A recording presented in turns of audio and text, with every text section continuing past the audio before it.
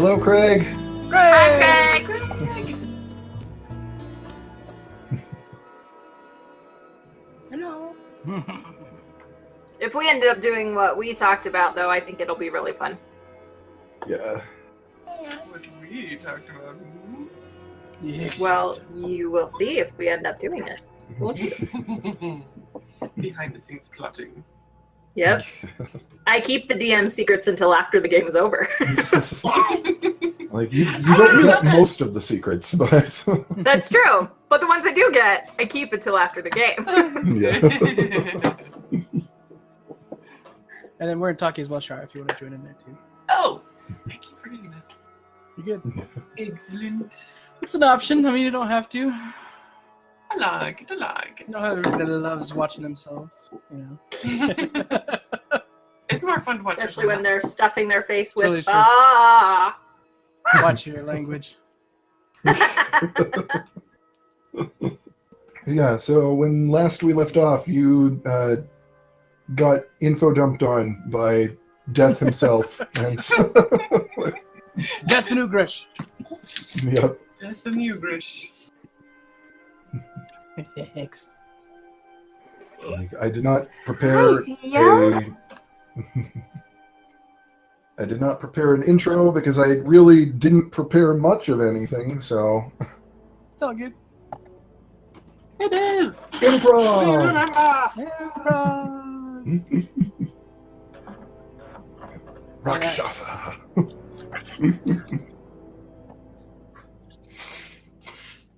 I vote we kill something. Okay. I was actually thinking, since we're here with Here's all my Grish, Lolita stuff I he decided I might wanted be to able to buy. give us like amnesty through the city. It's true. Yeah. Like saved them and everything. And that'll help a little bit. At least a little bit. You'd think. I would think. You'd hope. Yeah. Even though you guys are all super paranoid that he's gonna destroy the universe if you release him. It cracks me up. I think I'm most paranoid about this. Some just don't feel right. I don't know what. Oh, I it believe is. his name is Clarota. I'm gonna write it down in my notes multiple times. Don't trust him. Don't trust him. Don't trust him. I remember that too. Wrote it down every day for the last 4 days. Okay, I think this will get you to where I ordered it from. I think. But then if you want it in some other colors, because there's only 3 in that one, you can find other colors elsewhere. I've seen it in green. This one's black, and that's not an option anymore.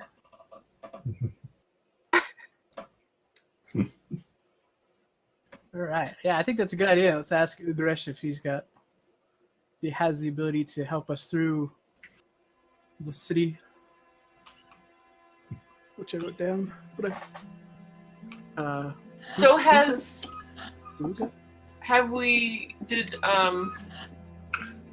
did Death already leave? Yeah, Death has left, and we're back with Ugarish. yes, Diego's gone.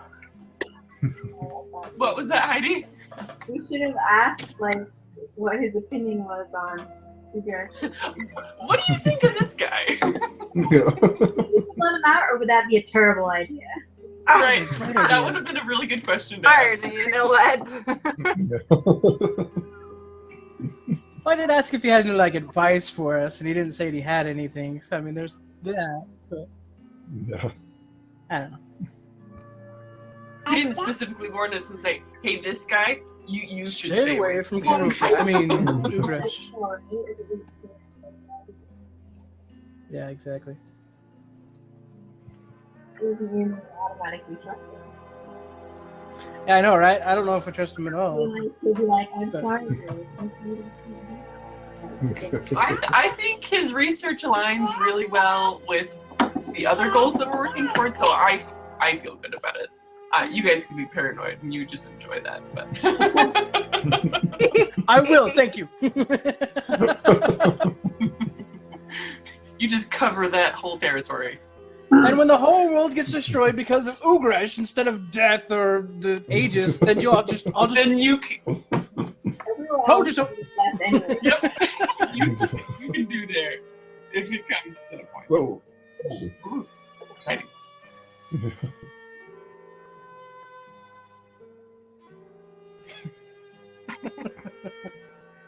I'm back.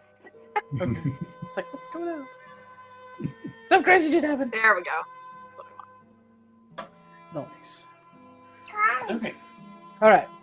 So we're asking Ugresh for help. Is that what we're doing? So Ugresh,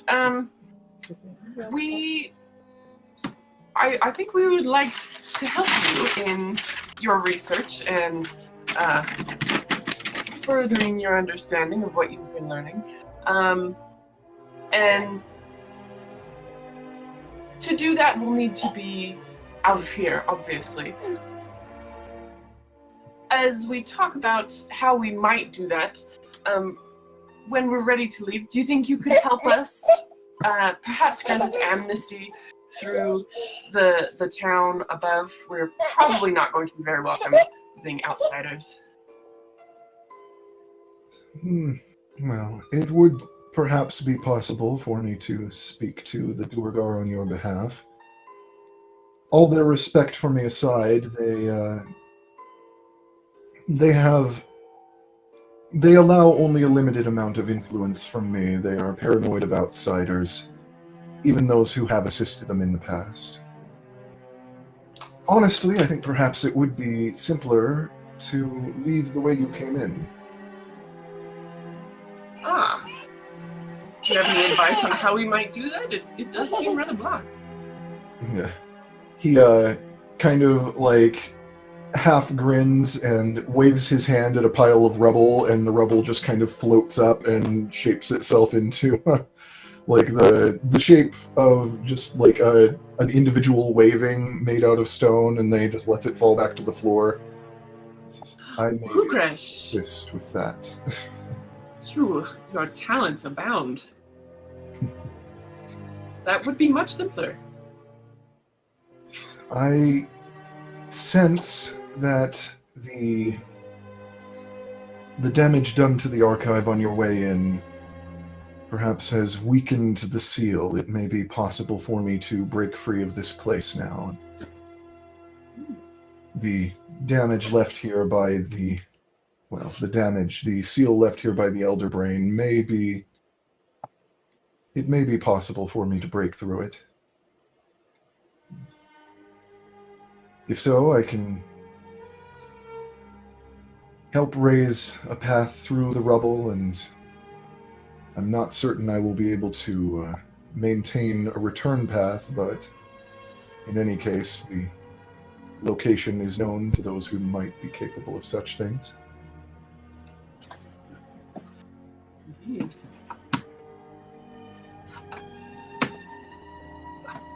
Is there anything that you would need from us to be able to try that, since there's a possibility, or go right ahead? I may require magical assistance, but Sort of. that is just greater power. It is, even for me, this will be a task, and I would require some input, not specific spells, but simply to allow me for but a few moments to harmlessly draw on your magic as well. Those of you who are capable of such things, at least. I'm just a barbarian. I don't have any magic. I have just come into some magical abilities myself, and I don't know what I could offer, but I would be willing to help you in any way that I could. And upon hearing the I'm just a barbarian line, basically Ugresh turns to you and kind of just You see a very faint smile on his face, and he's just like, yes, you do appear to have cast fist a few times in your day, don't you? Once, twice, as often as I can.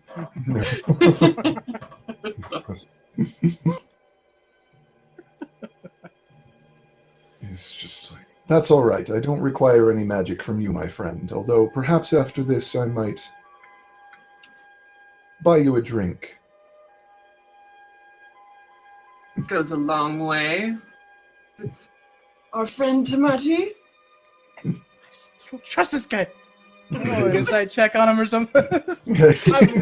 He's trying to win you over. I mean, you can insight check if you want. He's shifty. He's just all powerful. He's not going to let anything slip. I'm going to roll anyway. Oh. I'll roll an insight check. Since I'm trusting him already, I'll roll an insight to see if that works. Oh, unless you already rolled something awesome, Daniel. I rolled a 12, so it's really not awesome. Could I roll that? Yeah, I want to also. With that 12, you get the sense that what he he is clearly just kind of messing with you a little bit here. He's insinuating that he knows that you are maybe I can buy you a drink line is just kind of like a hint that he is aware enough of you to understand that you are a cleric of the god of alcohol. And so, he's I caught that part. He's seeing right through you. He's and he's just kind of screwing with you, but he kind of sees you realize that, and he just grins and he says, like, in truth, it would perhaps be more useful for me to draw my power from Rin than from you. He said it is your power is as yet rather limited, and the power I need to draw is stronger than what you are currently capable of. Hold on, I'm trying to check my insight check. Okay. I just think of Poe sitting down to eat with Master what's his face? From Kung Fu Panda, the midget Master Uguay? No. Or Master The other Shifu? guy. Master Shifu, yeah. He's like sits down, he's like, have a dumpling. Poe sits down. His eyes chopsticks, like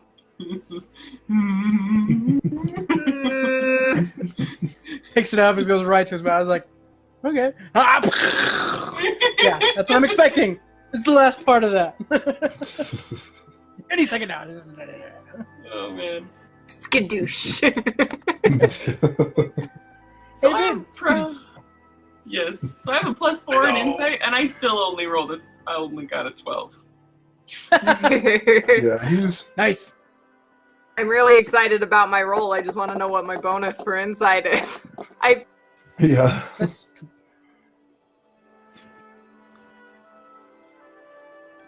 She rolled a natural 20? No, I rolled 19. So if I have a 1 bonus, then I get 20. A total of 20. Yeah. Which would be No, good I for think you it's since 1, it'd be but I'm drawing not. on you. Yeah. Yeah. I think it's 20. I will let you know if that is wrong when I actually find it.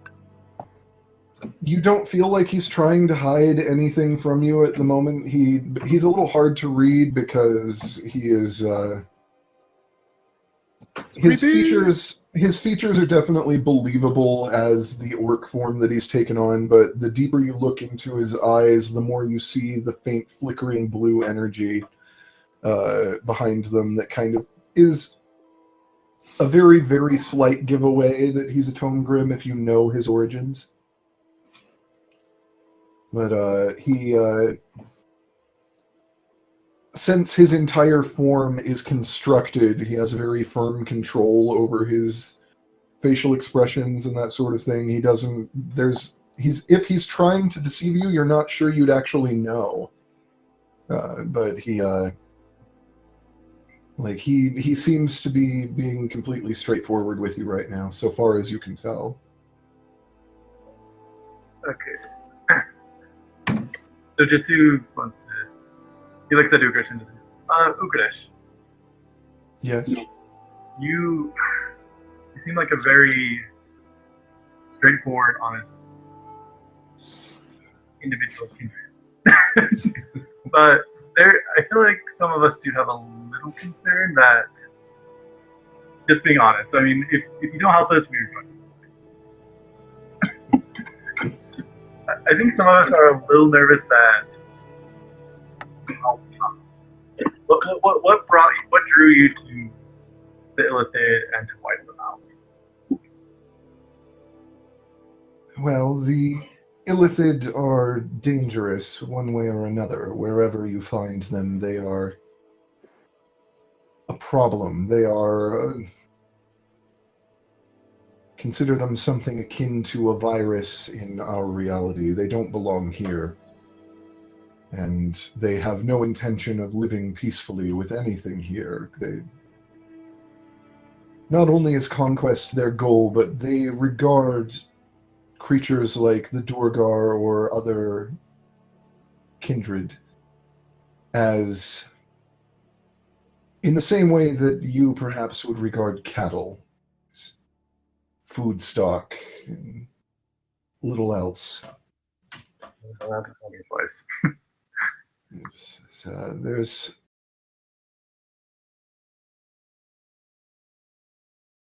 I admit freely, I do not have any particular affinity for the Durgar specifically. No offense, Kothgar.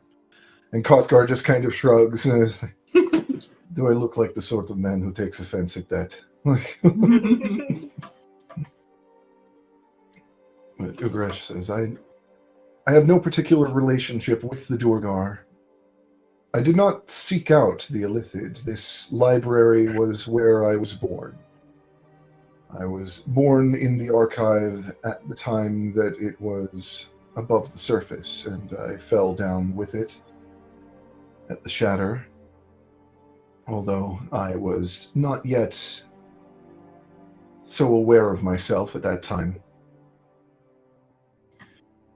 But by the time I became aware of myself, present in my mind, the Illithid were here. They had changed the home that I knew. They had cast off or destroyed many of the valuable items and books that were stored here. They're slavers, and you may consider me a student of history in the sense that I have eaten a good chunk of the history collections in this library. I have consumed them and understand them perhaps more thoroughly. What? Like literally then? Or Literally consumed in many cases. It is the nature of Sigillians, and to a lesser extent Tomegrims, that we eat knowledge from books. We eat the text itself, we eat the concepts within it, and in the case of a Tomegrim, it is far more possible for us to consume without damaging the text, but Sigillians often leave scrambled text behind that is unreadable or mixed and nonsensical. Those of us who have gained this level of intelligence are more capable of controlling that and leaving the information intact after we have taken from it what we need. But in essence, both as a Sigillian and as a Tomegrim, I have consumed knowledge from the historical collections for a very long time, and have perhaps at least up to date with the time that the shatter happened. It has been a very long time, and I am not caught up on modern history, but I have perhaps a clearer understanding of history than anyone else alive. And the few times that mortals up to that time in history had contact with Mind Flayers, it had always gone poorly. They are predatory. I felt that there was no choice but to destroy them, both to free the Durgar and I don't think Kothgar will take offense if I say that Durgar tend to be unaccepting of outsiders, xenophobic, and they consider themselves superior. But even so, I felt that there was no sense in allowing them to continue to be enslaved. I had a strong distaste for slavery. He's like, 14 plus 6. What's that? 14 plus 6. Yeah, he seems to very deliberately let his defenses down so that you can see that he is not trying to disguise anything. He's being genuine, that he doesn't like slavery, and that is something that is anathema to him, basically. Oh, I'll just like, I'm like, oh, trust you. What's that? Jesse said. Sorry, I didn't catch that. Jesse says, okay, I trust you. He nods. And he says, well, shall we make our way out of here then? Quick question. Yes. Do you know if there's any... You're more or less the curator of this library. Do you know of any good stuff that we could procure that could maybe help us on our journeys and quests?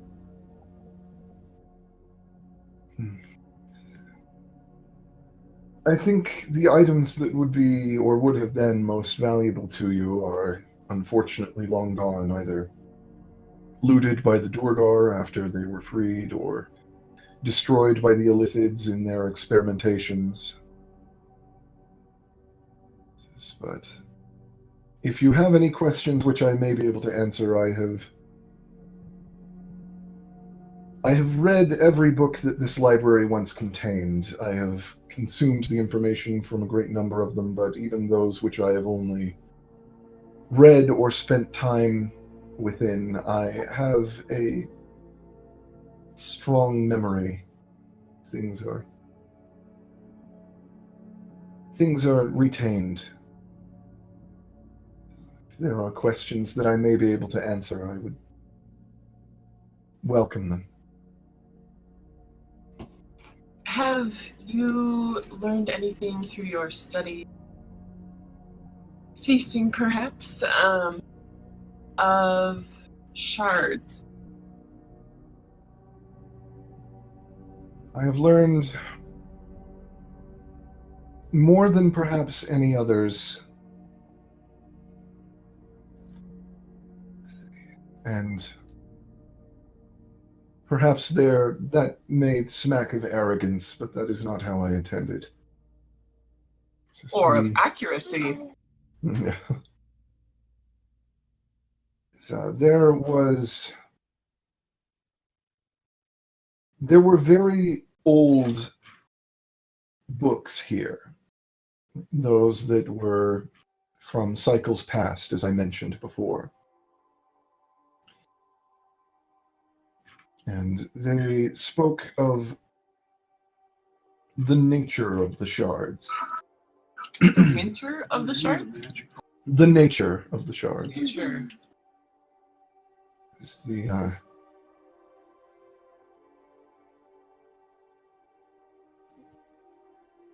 the information that I possess is most likely still desperately incomplete. There is only so much knowledge known to any given cycle of civilization, and even those that we've lost likely did not possess a greater quantity, just a different slice of the pie, perhaps. But Just a second, I'm trying to find notes so I can actually know what he knows to tell you. Get the right tome. Yeah.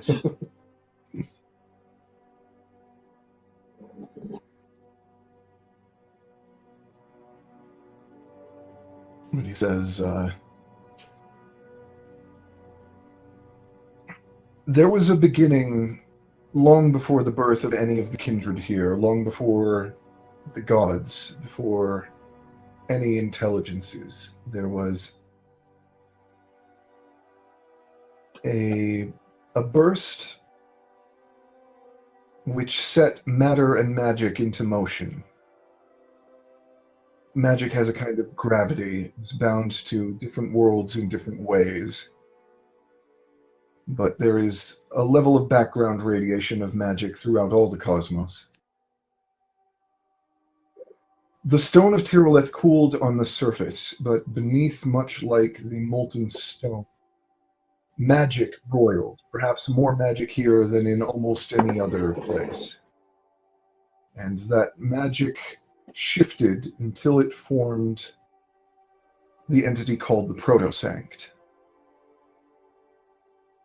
The Protosanct, which was the mind of the planet, the intelligence from which the first and therefore the gods were ultimately born.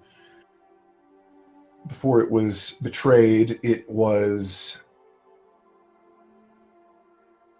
wiser and more knowing than perhaps anything, the sum of the gods, in a sense.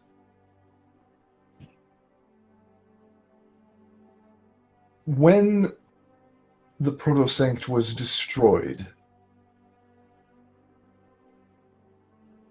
it was a physical piece of it, perhaps, was damaged, broken. And the exact nature of the object is unclear. However, those pieces we now know to be the shards of creation.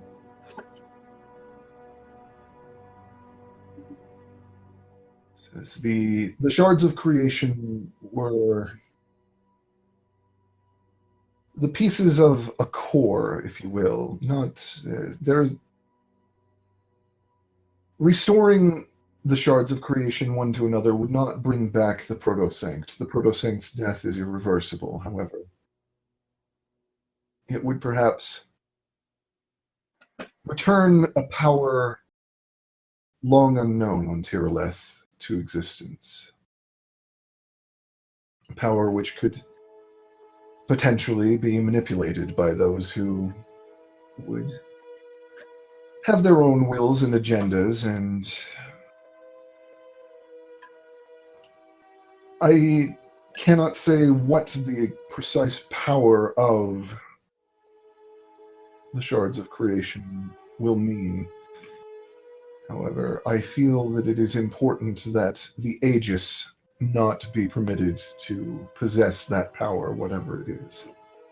Agreed.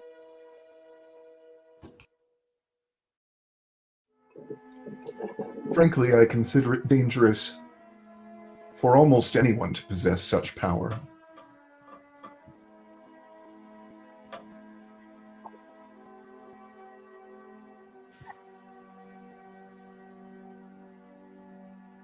There is great power, and as the popular phrase goes, power corrupts. Absolute power corrupts absolutely. I fear that even the best intentioned kindred would be twisted by such power, or would risk being twisted at the very least. If not immediately, then perhaps eventually. Say that even the best among us, the greatest individual who has ever lived, discovers the seed, whatever the seed was, the seed of creation, which the shards form. We do not know what form it took, but that is the name that these old texts referred to it as. But if one was to possess the seed, perhaps they would, for hundreds of thousands, even perhaps millions of years, they would use it wisely. But ultimately, over time, I fear that it would twist them and that they would feel justified in their own causes, their own agendas. And that for creatures who begin the process already corrupt, that would be a much swifter process.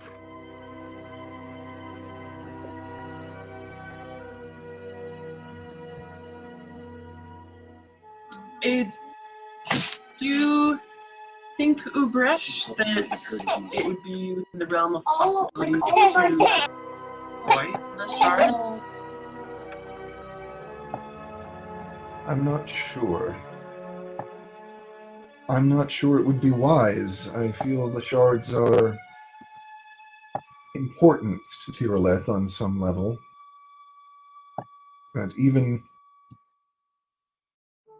if the seed does not exist as a whole item, as a whole object, that it is important to the continued life of Tyrileth that it exists. Interesting. And a bit paradoxical.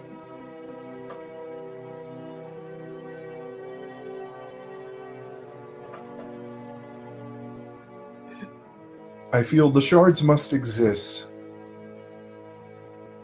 but it might perhaps be better if the shards are not restored, or that if they are restored, that they are guarded not by one individual, but by a group that may check itself. If this power is to be held, then at least it must be held collectively rather than individually.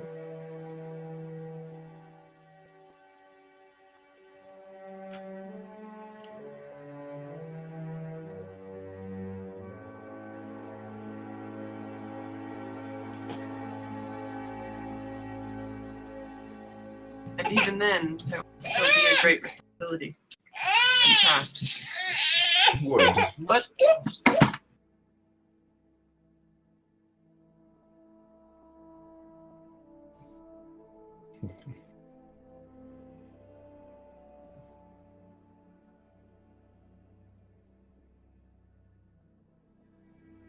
There will be time to discuss such matters further later.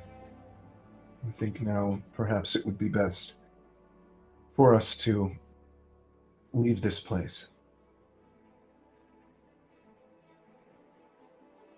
Sounds like a plan. Let's get out of here. Wait. All right, he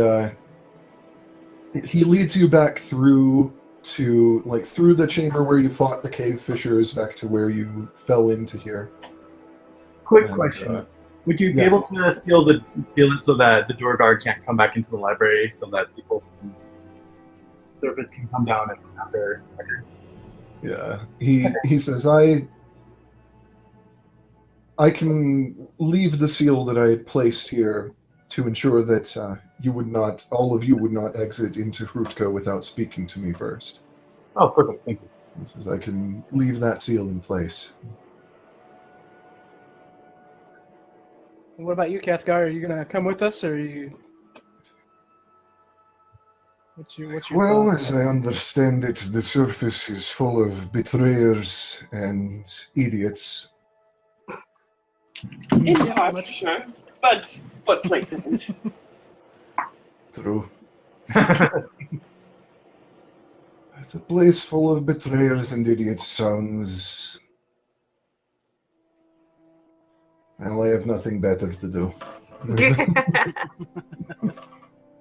mean, we don't want to make you uncomfortable or anything, but Just I mean, to that or shoot back to yourself. So if you do come with us, we can help it so like it's not so dramatic when you first walk into the sun. Just let us know, because that's very, very traumatic when you first come out the Underdark.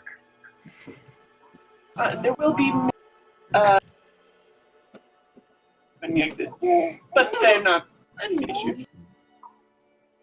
What was that? I didn't catch all that. Just saying that there'll be, like, we're in the goblin slums, there'll be a lot of goblins. Don't try to attack.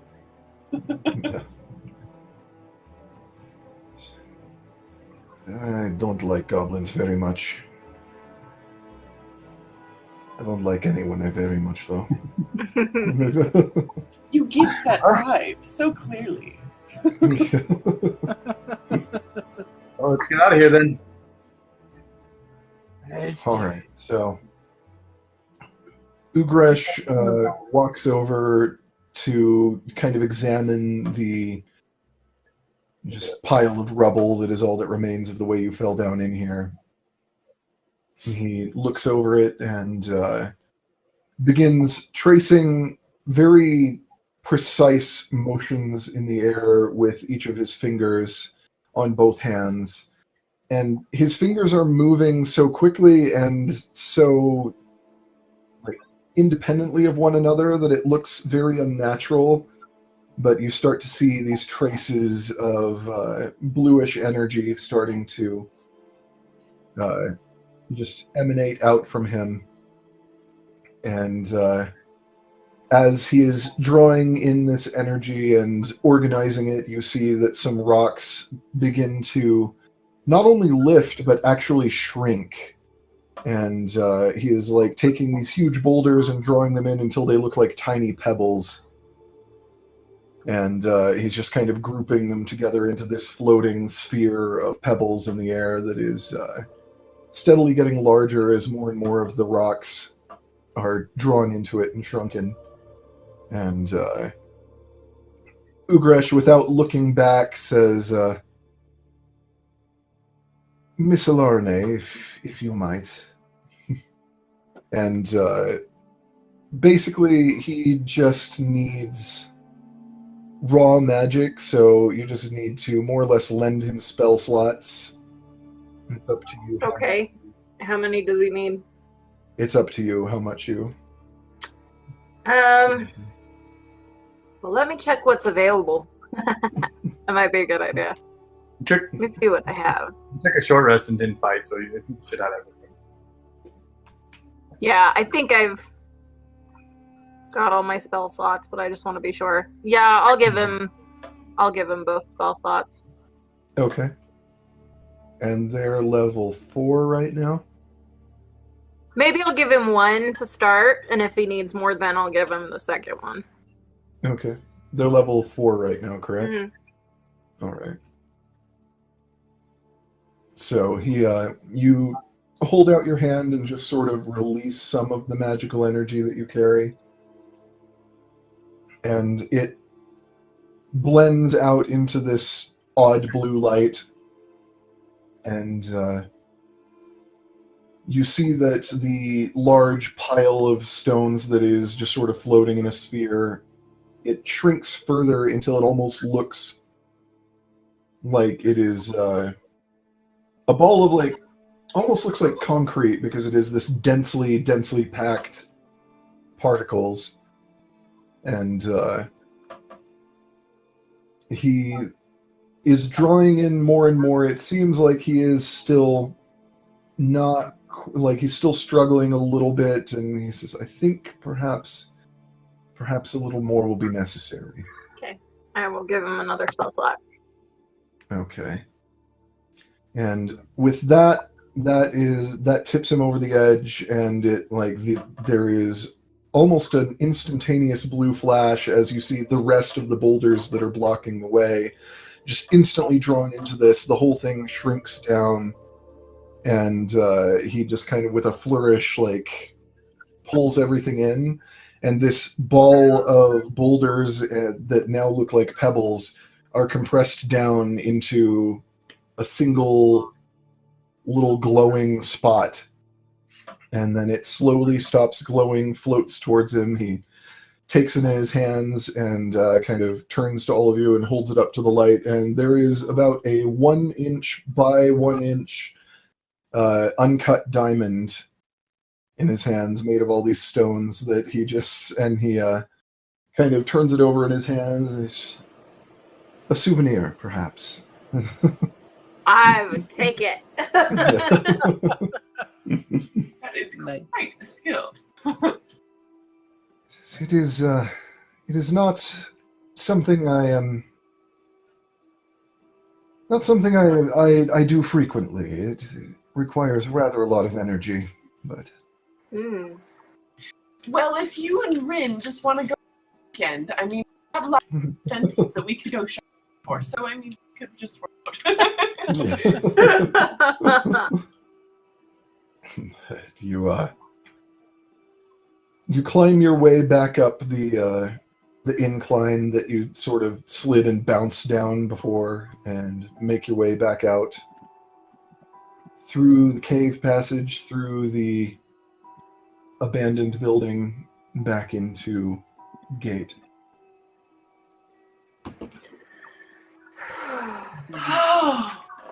Oh, feel that air.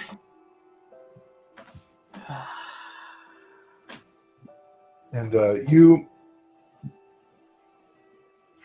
do notice when you first make it into the cave that Ugresh is kind of a little behind you and struggling to keep up with the rest of you. You all right, Ugresh? He says, I'll be all right. It's the seal is still. Says, though it was weakened by the damage done, I begin to suspect that the seal was placed not only on the archive, but perhaps on me as well. And it, understandably, given the nature of illithids, was likely intellectual, mental in nature. It may perhaps take me some time and effort to shake it off completely, but I can follow. So he does kind of fall behind the group a couple of times, but he generally is able to catch up, and there are just a couple of times that he just stops and like kind of presses at his head like he has the worst migraine you've ever seen, and like just. But he manages to push through it and emerges eventually into Gate with the rest of you. When he's pressing his head in pain, I'd like to ask Chris. I'm not sure the nature of physicality and pain of the seal, but I have some healing ability. Does that help at all? The sentiment is appreciated. I think perhaps it is something I must accomplish on my own.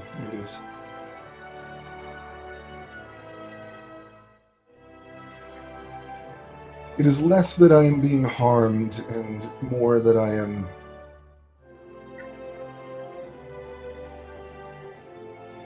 receiving stimulus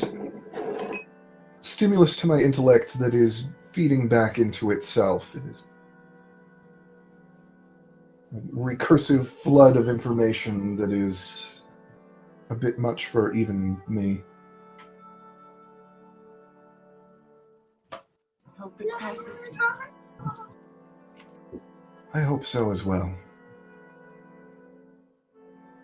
When we crawl out is Our centaur friend. call her Zara. Yes, Zareth and Zareth and a good chunk of the City Watch are waiting there, and Zareth, like, you see her shoulders relax a little bit as she sees all of you coming out. Although they do tense up a little bit again when she sees Ugresh not recognizing him. And Any reaction to the Gudurgar? she takes note of it. Like, you definitely see her notice, but it just looks like that's just information she's filing away. And but she kind of looks at all of you and says, very glad to see you all right. There was some kind of earthquake or something not long after you went in. We heard some of the struggle. Well, rather, I heard some of the struggle, and then there was... Yeah, we fell through the cavern floor and ended up in the Shattered Archive. She raises an eyebrow and looks at Vindra, who nods, and just... Well, that's certainly interesting. It's kind of boring. Yeah. Who are your companions?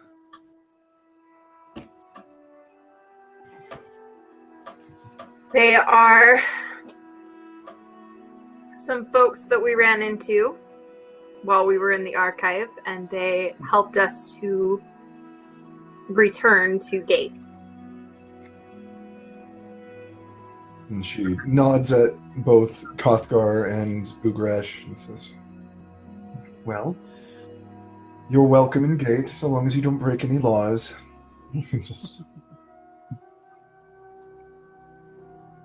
Just be aware that if you do break any laws, the Watch will break you.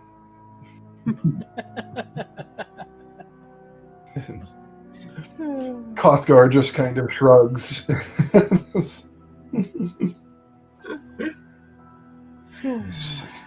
I'll see what I can do.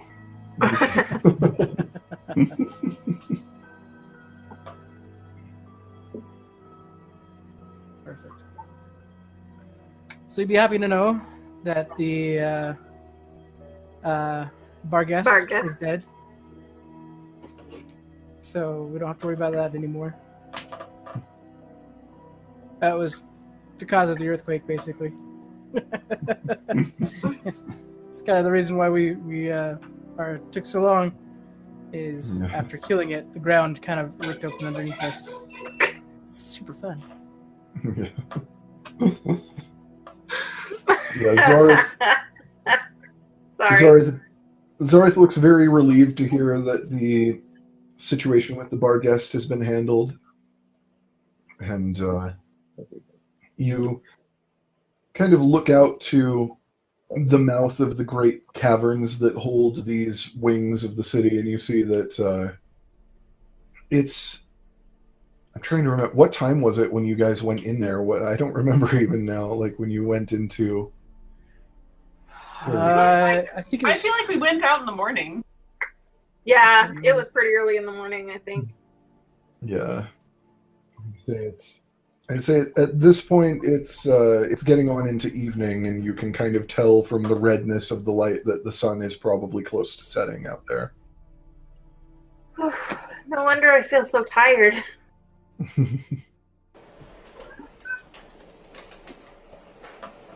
I'm ready for a drink. And Zareth and Vindra look at each other, and Vindra's just like, "Well, we would love to join you for a drink, but unfortunately, this is there's going to be a lot of paperwork. There's going to be a lot of paperwork, like." Right? No kidding. Especially with all the new information of the Shattered Archive and knowing where it's at and how to get there. And yeah. Zareth just kind of like puts her head in her hands. It's like, oh, the paperwork is going to be flowing out of the windows of the second floor. We're not going to be able to move for all the paperwork.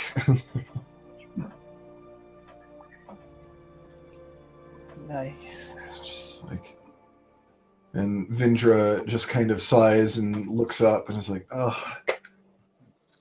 I'm going to be talking to Garen for 6 hours.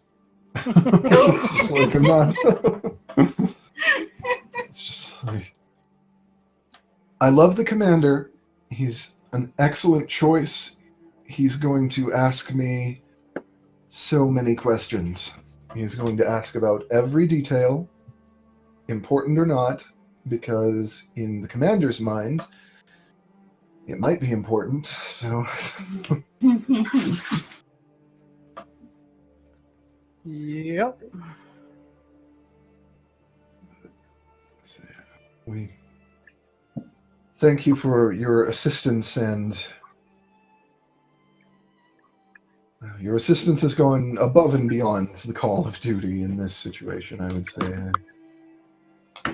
I suspect that if you speak to Garen in a few days, perhaps once the storm of paperwork is no longer swirling around the office, he will likely be willing to give you some manner of reward above and beyond perhaps what was promised. Excellent. We'll be in touch. We'll wait until the sea of papers passes. Oh, I envy you being able to just leave it behind like this. There are. How does the paperwork work out with elections coming up? It's going to be complicated. There will still be a significant portion of the watch that are posted to ensure that nothing happens to the candidates. There will be some posted to keep an eye on potential persons of interest in investigations, and it's going to be a long few days. And how soon are the elections again from today? It's 2 days. 2 days. You know, like, this is the evening of the 5th now, and the elections are on the 7th. So.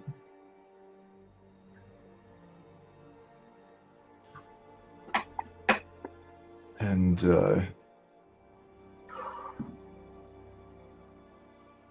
Zareth says, well, at least we have, if nothing else, we have the game to look forward to.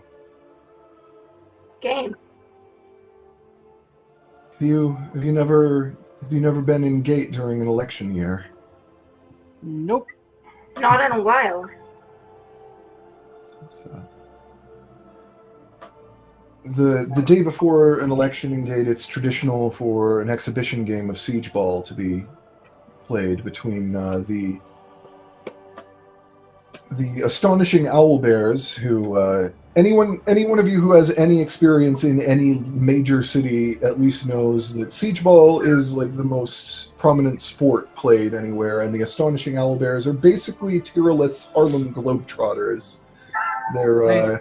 They're like, you know, sort of a very showy team that is known for their skill and their tricks and that kind of thing. They're sponsored by Odwin's Finest, which is a brewing company that sells beer and ale all over Soretta. But she says, well, there's traditionally an exhibition game played between the astonishing Owlbears and an amateur team. They draw lots, and to see which team it will be that faces off against them for a cash prize of 10,000 gold. So, Oh, wow. Woo! Against the Owlbears? That's amazing. yeah. And Vindra just kind of like smiles and shrugs and is like, well, you know, it's like a cash prize of 10,000 gold. They and no one's beaten the Owlbears in what, 30 years? Like, Still, even the chance to just play in the same arena, that's amazing. Owlbears. yeah, but yeah, it's like, so at least there's the chance to take some time out to watch the game. We have to That's go, it. you guys. We have to go. No, we have to play. Yeah, I'm like, Tamati, you just You want want to to be here? play? I haven't played Siege Ball in... I want to play. I haven't played Siege Ball in, like, 16, 17 years. It's about time It's then. just Yeah. like walking. just like walking. Yeah, I I was gonna say ride a bike, but I don't think that's a thing in Tyrileth. Walking cross country. Zareth says, like, as much as I think it would be very amusing to see you lot face off against the owlbears, I find it a little unlikely, considering that the raffle has been closed. All of the entries that will be drawn have been entered as it is. Well, even still, we have to go to the game. I have never seen the owlbears in person. That would be amazing. From a non-game question, what's the basic playing of Siege Baller? I think what we need to do is cheat, get our names in the bucket, and then figure it out. Run the raffle and maybe legitimately. Yeah, I think we've got some gold coin to kick it around. Siege Ball is played on a field. There are various shapes of fields, although for major games like this one, they're generally played in a competition arena that are sort of hourglass shaped. And each team, there are teams of 5 players, and each team has a stone tower on their end of the arena. And there's a ball that is very, very heavy and pretty much indestructible. That you take these various weapons. There are siege batons that are pretty light, all the way up to, like, siege bats, all the way up to siege clubs. That are these big, bulky weapons, and whatever weapon you're using. And if you're playing amateur, like, using your warhammer totally would be a thing. Like, or if you're playing, or if you're playing like underground in one of the more dangerous siege ball arenas where people frequently get killed because the game it's a full contact sport, and the underground arenas they get nasty, but. Professionally like this, there are some guidelines, like you know, magic is generally not allowed, that kind of thing. But you gotta use hit the those ball. mad monk skills. Yeah, you try basically to hit the ball into your opponent's tower, and the winning team is the one who destroys their opponent's tower first by hitting the ball into it. Basically, that's the more or less the basic function of Siege Ball. So wrecking ball, and it is not uncommon even in like fully sanctioned games like this where like nobody's gonna die. It's entirely possible that you will end up, like, you know, with a concussion or something after a siege. Like whether Boulder day all over again. Like it being a full contact sport, like you can, as long as you don't kill your opposing players, you can knock them out of the way, and you can you can hurt them. Nice. And it's not that uncommon for people who aren't paying quite enough attention, perhaps, to take a siege ball to the head, and that hurts. It's So is it like an exercise ball, or is it full arm full of bullets? It's probably about a foot across. It's kind of football shaped, but it's very, very heavy. So I guess I kind of pictured it like a medicine ball. Yeah, have you ever used a medicine ball? It's kind of like that. Giant medicine football. Yeah, essentially. But yeah, like amateur siege ball is played pretty much everywhere, but professional siege ball, like what the owlbears do, is it's a pretty big business. They're usually huge prize pots. They're like all like sponsorships, and the it's Odwin's Finest is the primary sponsor for the owlbears, but. So in typical owlbear strategy, players, or is it all just beefcakes? What's that?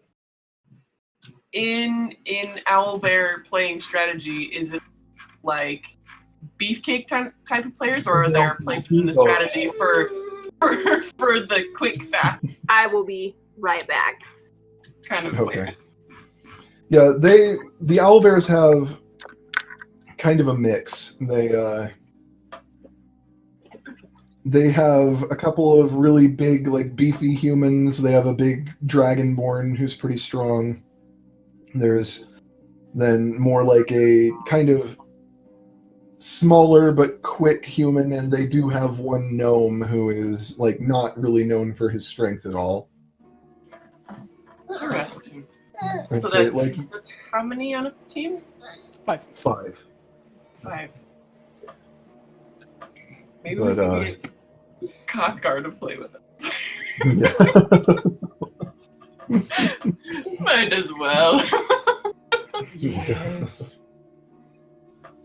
But yeah, like especially Zafine being from Gate, you'd probably be especially familiar with the players on the team, but they're a very popular team, and so a lot of people are familiar with them, especially with Dame Atlia, the only woman on the team. She is her likeness is used in Odwin's Finest advertisements all over the place. That, you know, a lot of the posters for Odwin's Finest are Dame Atlia like holding up a tankard.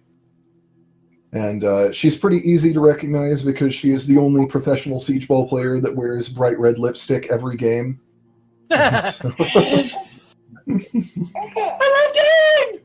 I'm totally fangirl. Yeah.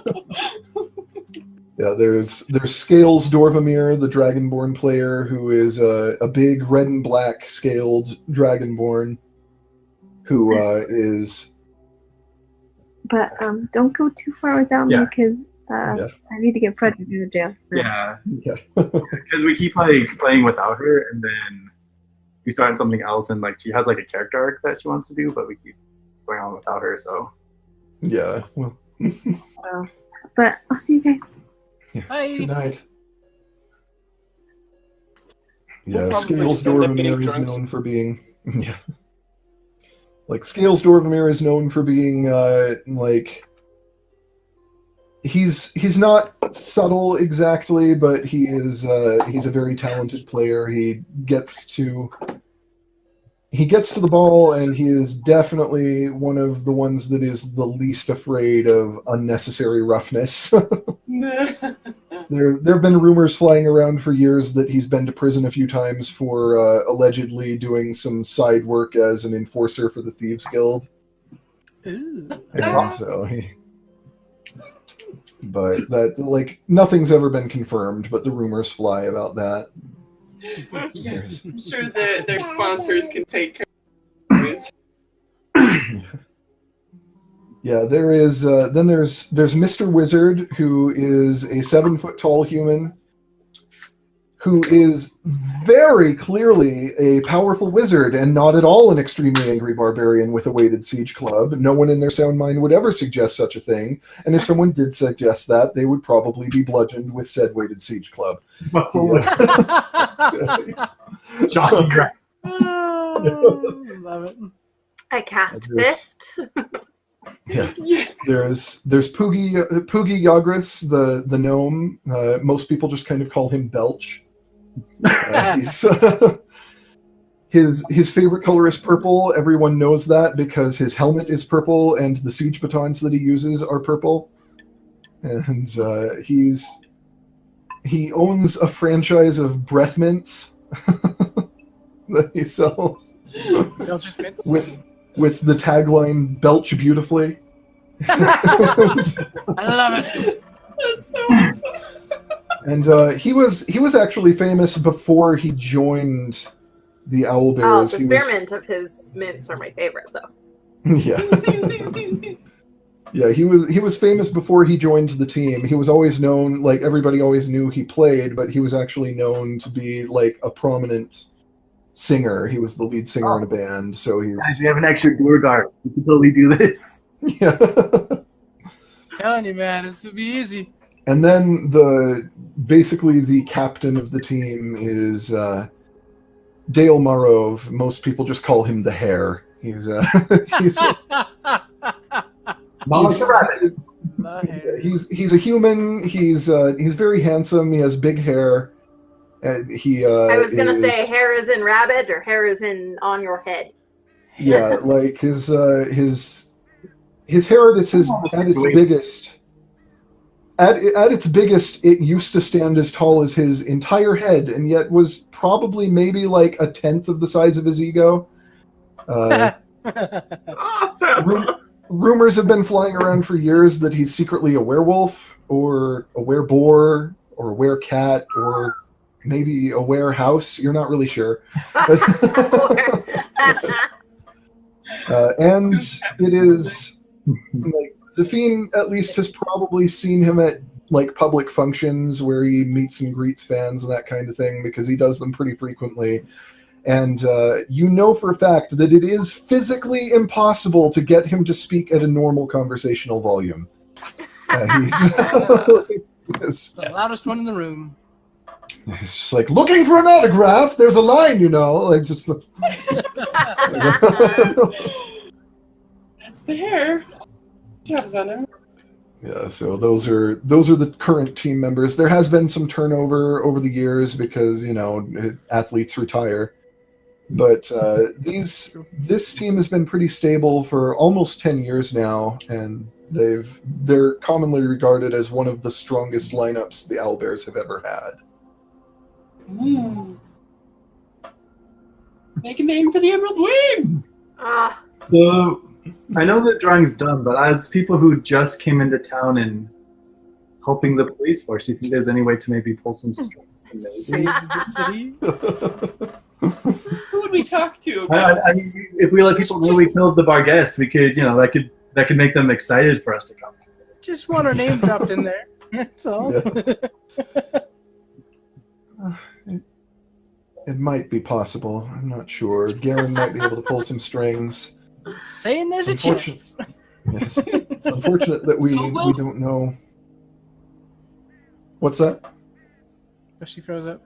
Oh no! Wah, wah. Shara, are you there? No. Snake! Yeah, she says it's unfortunate that we still don't know the location of Leomarth Devanara. He would likely be able to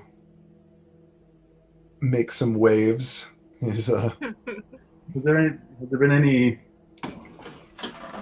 How long has it been since we told them and we went down to the hole? Like a day or two? Oh, it's probably been... Because that happened before all of the Barghest stuff happened. Probably the second was when he disappeared, our second day in town. Sounds about right. So he's been gone for 3 days now.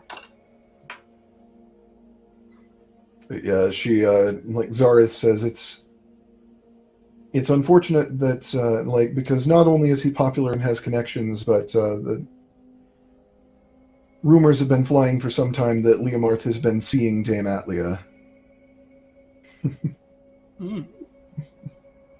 Fun having them against each other on the field.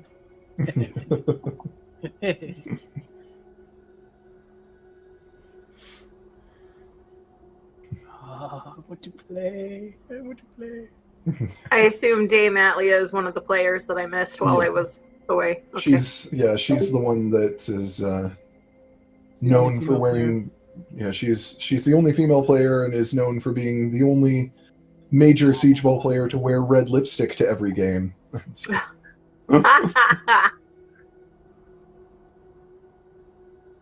And she is kind of like the face of the brand for Odwin's Finest. They use her likeness in all their advertising. Oh, that part I did catch. Yeah. But there have been rumors flying around that even the Watch can't really confirm or deny that Leomarth has been seeing her, so... Nice. I see. Which, you know, he didn't say anything about it to you, but... Nope.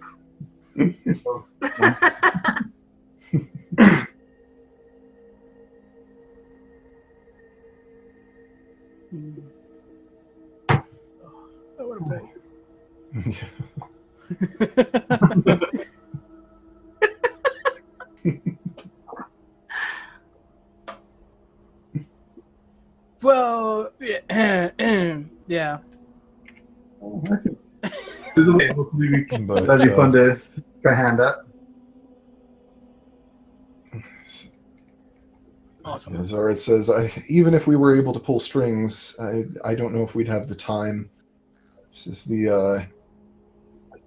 as judging from the light outside, from the sunset, it looks like it's going to be maybe half an hour, 45 minutes before the winning team is drawn that will face off against the Owlbears.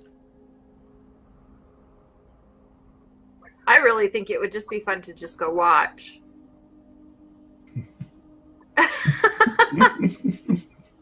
10,000 golden. I know you want to play, Tamati. I know.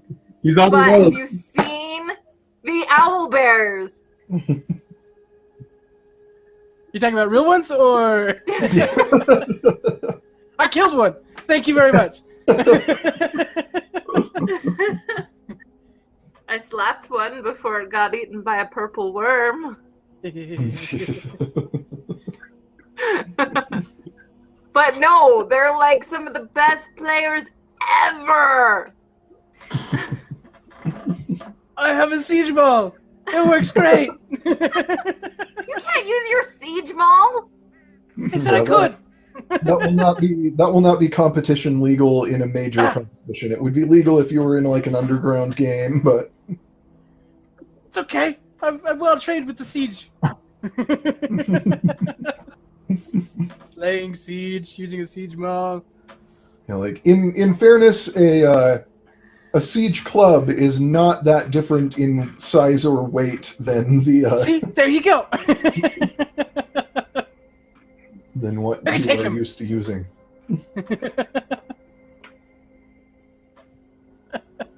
Because you have siege batons, which are basically like 3-foot-long bats with short handles. They're very light. They're usually used by more dexterous players who can use one in each hand, generally. And there are siege bats, which are about 4 feet in length. They're pretty hefty. They're the standard weapon, more or less. And they are weighted, although they're not nearly as heavily weighted as siege clubs, which are the big old two-handed, immense, wedge-shaped for wide blocking and striking. They have a full like heavy lead core running all the way down the length to make them heavier. Yeah. Ooh. So those are the. One of those. Just out of game really quick. I've been dying something. You've been what? Something like the victory pit, Critical Role. Oh, Yeah. The trial. Oh, yeah. Is it the Trial Forge where it's just one, the victory pit where? The Crucible. The The Crucible. Crucible is the one you're thinking of. I was thinking the trial. Okay, Trial Forge is the That's second. Bicker Goon. Yeah, Trial Forge is where like the open air arena Okay. basically. Yeah, well, both have been Rod done. gets beaten and comes back as Philip. Yeah. Or both have been done. Oh, yes. I want to fight.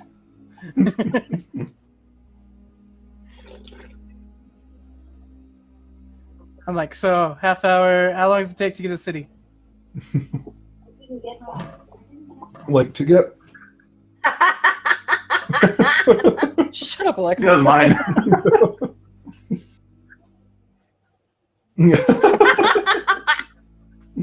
I don't know. Was he? I wonder if ours is still plugged in. Because I know Cyrus plugged it in when they were home last week. Yeah, you're probably about 45 minutes to an hour out from Kadrazat's place. So. Well, I can get us in there in double time. Even with that, that's how long Ah, how dang it. far out you are. well, shall we go to Khazar-Zat's? At least we can find out who it is that's playing. What time is it? It's like getting on into evening. It's late I in know, the but- day. On our way back, if we're not gonna catch the sign-ups, I wouldn't mind stopping at like a magic shop or something. We're in one of the biggest cities, might as well browse a little. Yeah. I want to get back to find out who's playing. Most of those places are probably closed at this time of evening, and especially on a night like this where there's a big event And going also, on. I'm starving. Let's get some food.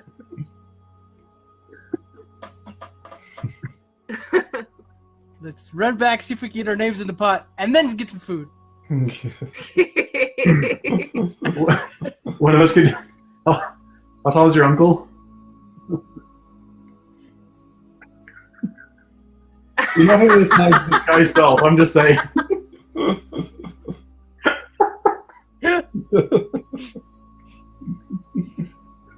It's true.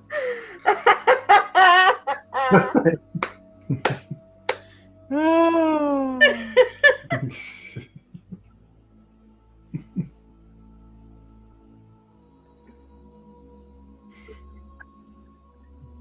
Are you sure that's a good idea, considering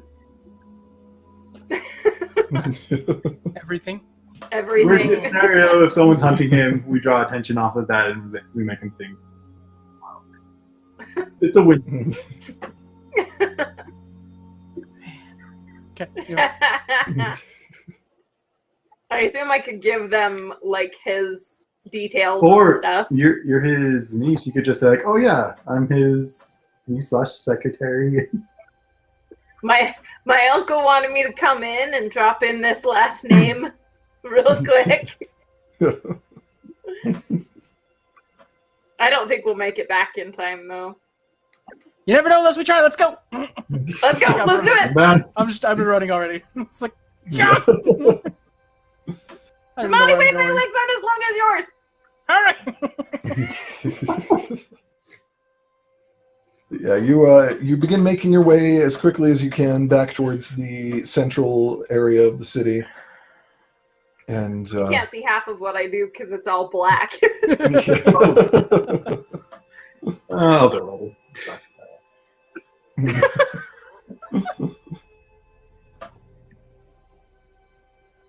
But yeah, you can see that in the last 5 minutes or so, just before you make it back into the central city, that everybody is really, like, the streets are emptier than you've ever seen them in Gate. Everybody is filtering in to watch the announcement. That there's going to be an announcement in, at this point, maybe 5 minutes. And so it's... Should we stop somewhere to just watch the announcement? We're trying to get our name in the pot. I'm still running toward the pot. Okay. There's still a chance. Yeah, you like it's already closed as far as that goes. Like without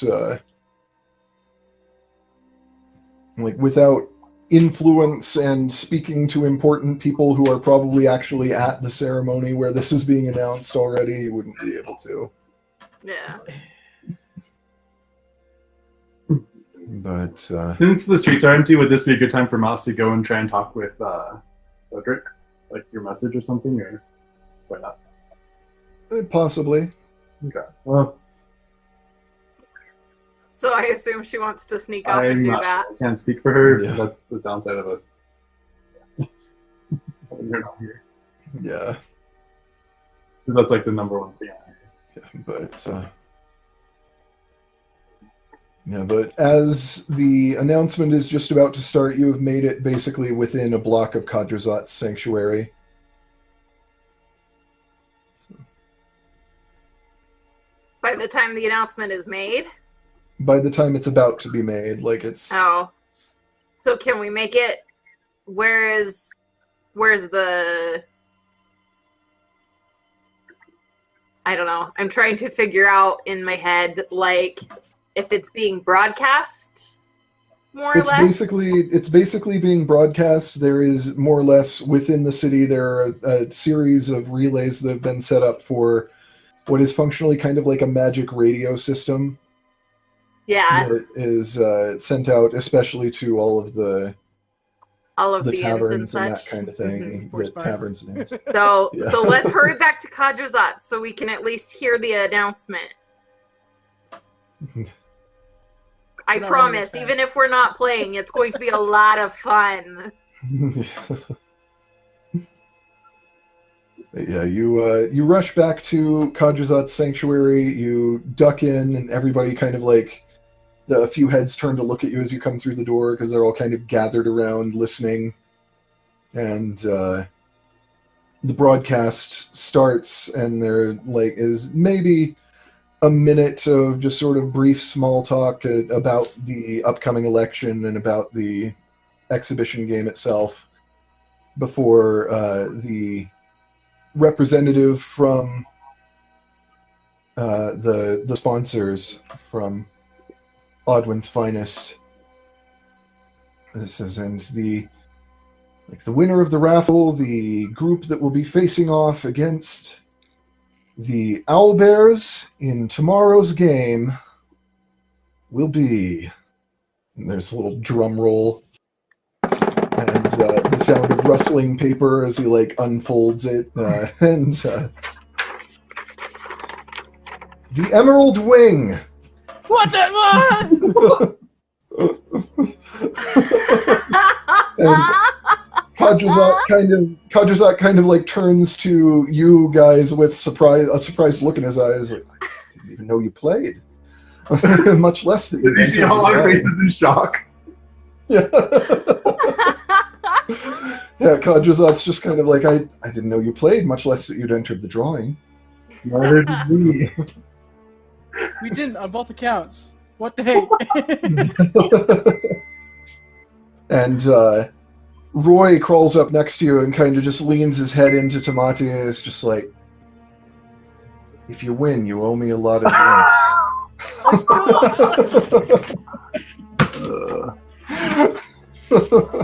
I still owe you 13. Well, you will owe me more if you win. If you lose, you only owe me 14, because I put your name in. You sneaky little. Roy, oh my God. David, can I say I leave it up to Heidi whether or not she goes and tries to see if she can like message? Yeah. Yeah, And that's then fine. I'll let you work that with her later. But the broadcaster basically says that they will get in contact with the winning team in the morning to get everything set up for the big game.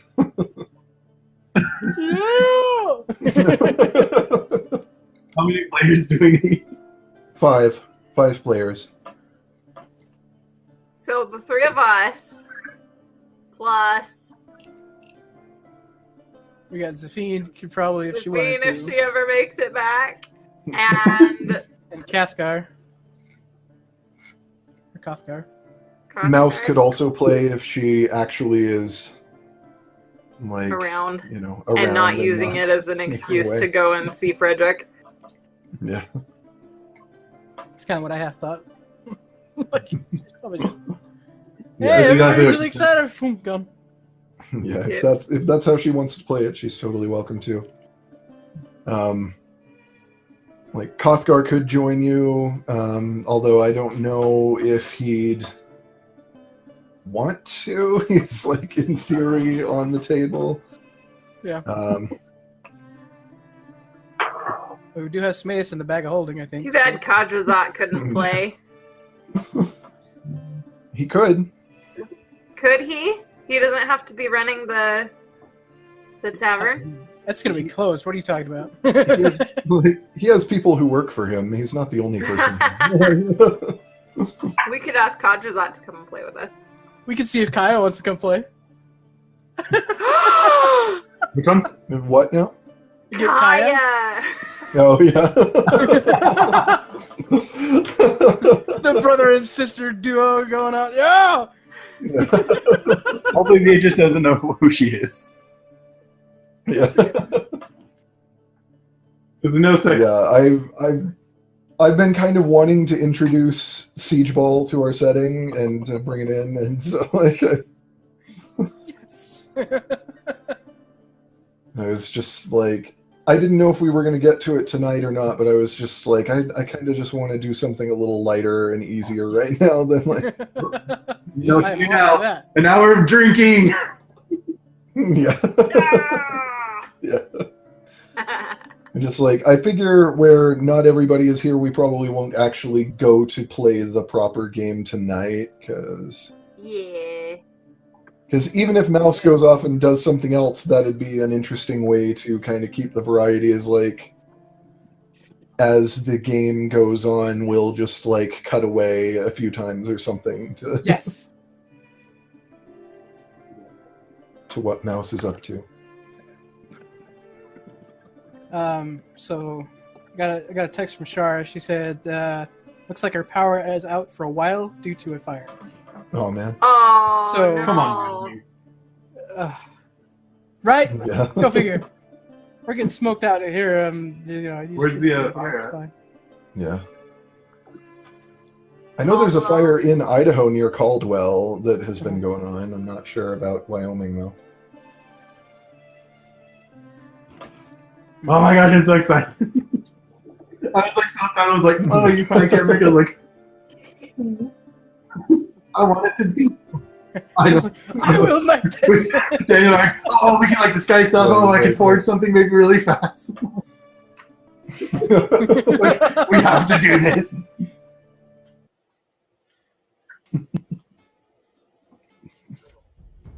Oh man.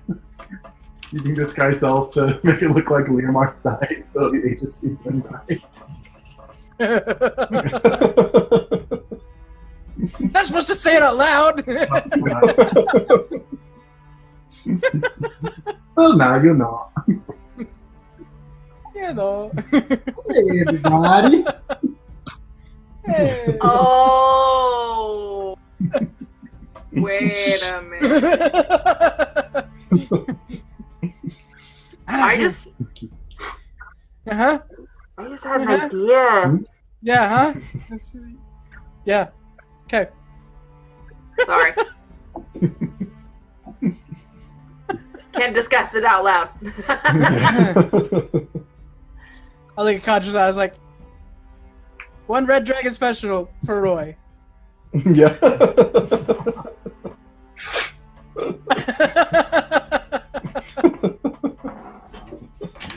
I will be back. I need to use the restroom, but Sure. I bet this was a twist that nobody, at least but Sadie, saw coming. I was like that. Surprise! Daniel, like, how can we do this? How can we do this? I gotta make it. I gotta make it. And you see, like, Jesse on his back. Okay, what are we gonna do? Come on. I don't care. I got disguise self. I got silence. You got top person. I got disguise self too. We can make ourselves anybody we want to. We We can take haven't all met Learmark, but like, probably looks kind of like Rin, but like a guy. right. Well, here's what I was thinking, you guys. Wait. So, if one of you like Disguise could make person at- me look like my uncle, And then kill you. you guys could kill me, and I could use feign death Right. because I have it. Dude, that's even better than my idea. I was gonna find some bum on the street and make him.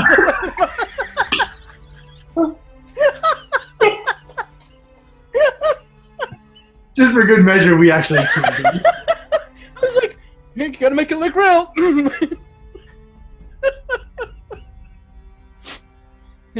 Yep. But we need to figure out. We need to figure an in-game time to talk about it.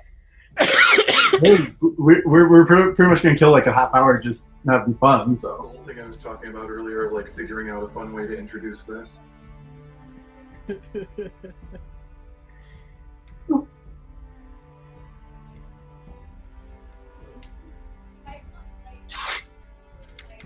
Oh.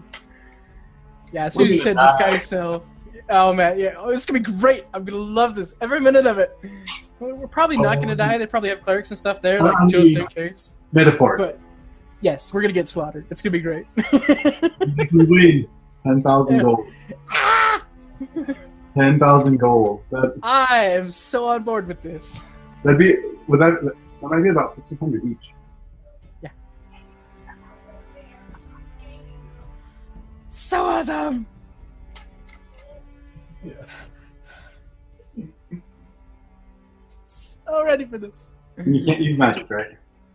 Nope, So no you magic. can't. Not in this sanctioned But they game. say the hair is a warehouse, so does lycanthropy fall under magic or not? Where have Technically, the natural Just occurrence. saying. It's just saying. It's not magic, I'm a curse. In the player handbook, it says that using key is a monk tapping into the natural magic in themselves. So I mean, that's kind of like you tapping into the natural cursed magic in you. Yeah. Just saying. Although there's a good chance someone will just smack you and you'll turn into a werebear anyways. Yeah, that's probably true. Try You to just control myself. imagine losing control on the siege ball field, and you start attacking us, and we're like, damn it! Have you seen that Simpson episode, Daniel? Stop, he's already dead! Yes. He's already dead. I was the last person on Earth who liked clowns.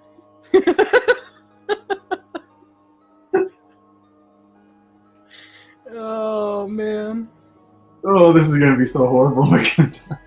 This could be great. This could be a piece of cake. So who do we want on our team? We want us three. Us three. I'm It'd guessing be fun having If we Zafina could on the set team, up- but We could set up a team where nobody who's not here is not playing. I know that's what I'm And I like. feel really bad doing it that way. But I mean, we can just have if Heidi wants to do it, you can have her. If he wants to try and get more info, you can just have some ace. yeah. Because he's a fighter, so he could be a good defense/offense. Yeah. Because if we did us three, Sameas, and Kadrazat, that's everybody who's here. Yeah. And nobody who isn't. Or we could toss Kaya in the mix if you wanted to. Or Kaya. I don't know if she's even around. I mean, Well, with yeah. the Garzim or the Gazarm. There we go. Problem with Kaya, she might not be wanting to have a open Yeah, that's the part I don't know. the ages. It's well, this is kind of a fun thing, and they're trying to kill us. Yeah, exactly. Oh, I gotta close the door. Stupid bugs. It's currently 82 degrees in my shop and 75 outside. I'm melting, but I can't have the door open because there's so many bugs. All right, I'll be right back. I'm sure we could have Zafine too. Yeah. I don't think anybody. Well, Zafine has does anybody have? Zafine has the inspiration type thing. Yeah, So I think it's kind of all which that. we could use on our attack rolls. Oh, we're gonna die. I could see Heidi just being oh, I'm just gonna try and. Yeah, I can see her Yeah. sneaking away really easily. I could see her But oh we look, there's a major indent in town. I'm gonna go this way.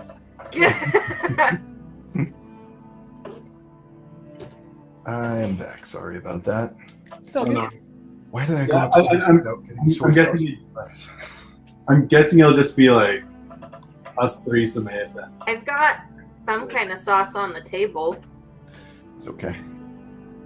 we can have a Sameas up on a rafter kind of thing with silence on it. What is musket? I have a feeling this game lasts longer than 10 minutes. Oh no, you fall under horrible circumstances. Hey, you just need 3. Like a shot. Yeah, so mechanics-wise, the way that the game is played is that whenever you attack the ball, it has an AC of 8 because it's a ball. It's not that hard for you to hit. If I could use my magic, I wouldn't even have to roll for it. Yeah. Yeah, magic is disallowed in professional games unless they are like special games where it's like this is an event game and magic that like this kind of magic is allowed. But this particular exhibition game is pretty traditional siege ball. But basically, you attack the ball and you choose to hit it in one of the 8 cardinal directions. The ball's immune to poison and psychic damage, so attacks that use those don't do any more to it. Like, it's not... you can't poison the ball.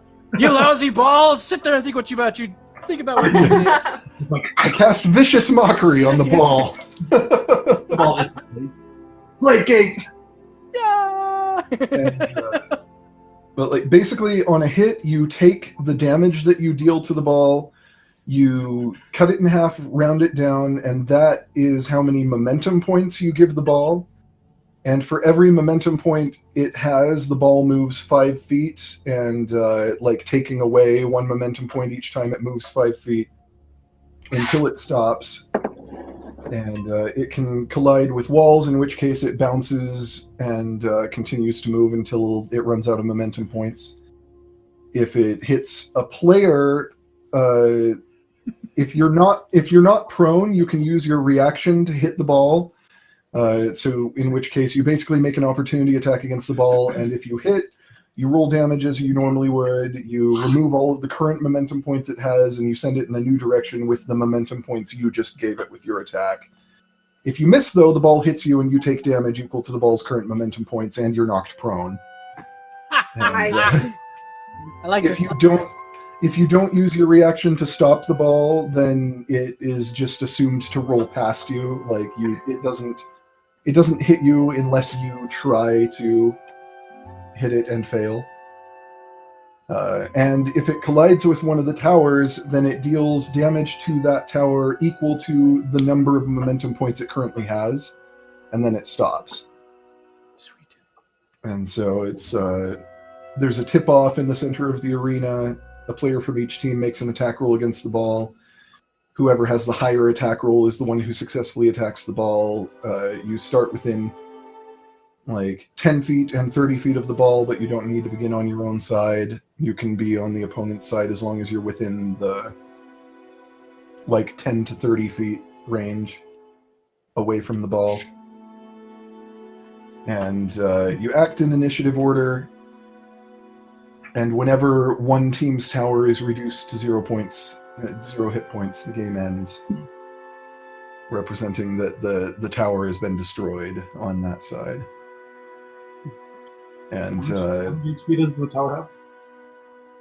it at the level of play that you're going to be playing at, the tower will have 20 HP. Man. You can't, and you don't attack like other.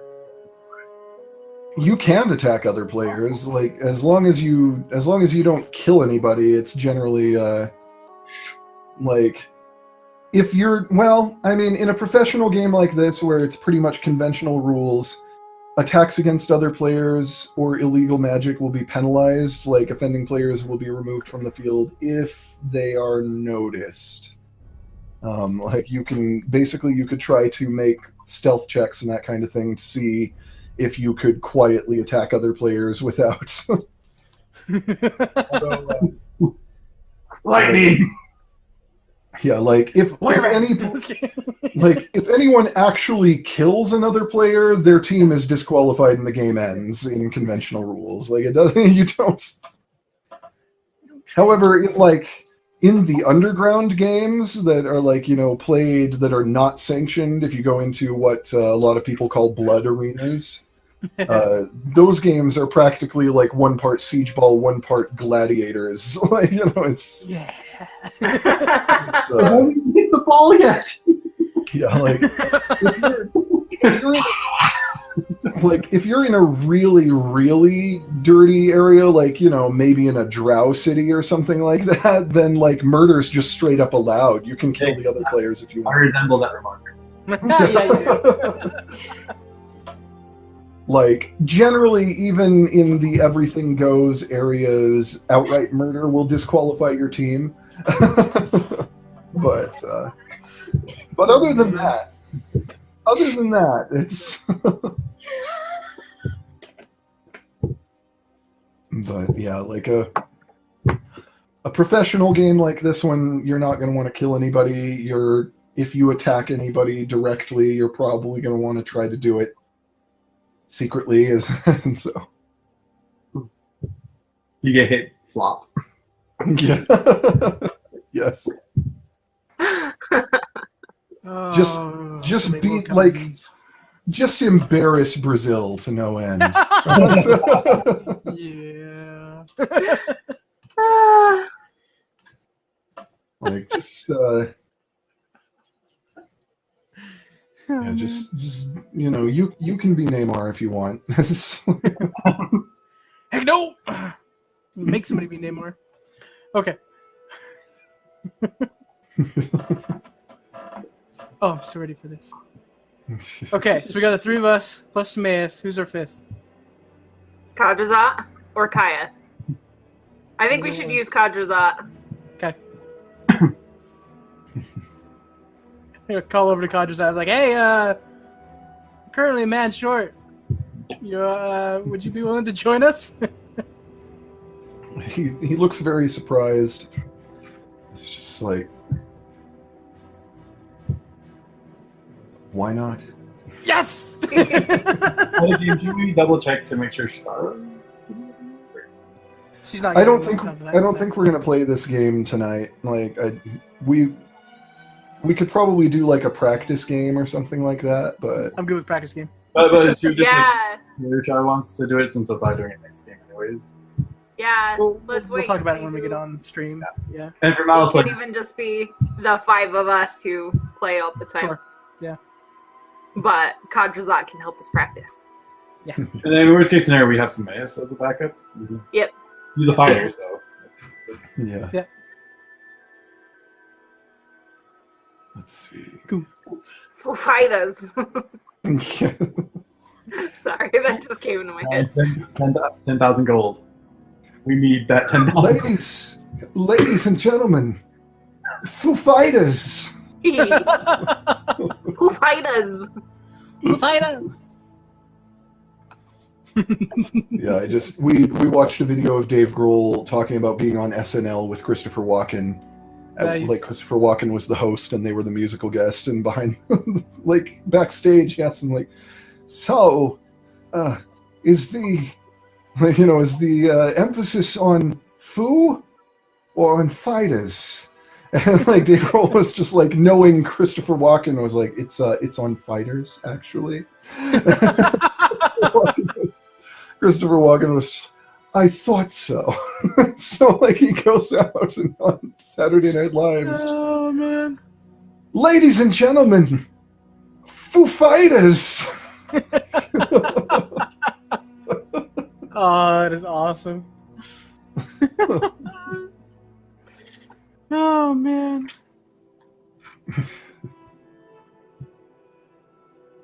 Let's see, I'm trying to see if I can set up for at least like a practice game.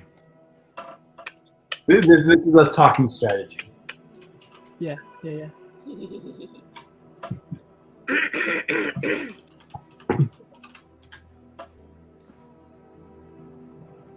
Question, David. When you use hex, is it noticeable or no? Yes. No, it is not. It's like I mean, let me see. I think Just because, like, on Critical Role, like, first he had like a shadow come from his chest and like swirling around the person. It's like, that's cool, but like it'd be fun to use that for like sneaking. And if the guy's like, he's like a shadow all over it. yeah. Like, basically, you'd need to make a stealth check to see if you could conceal it, because it does have like Verbal and semantic. like verbal and somatic components, and so like you'd have to make a stealth check, but you could probably more easily do that than a lot of things. Okay. So Good enough.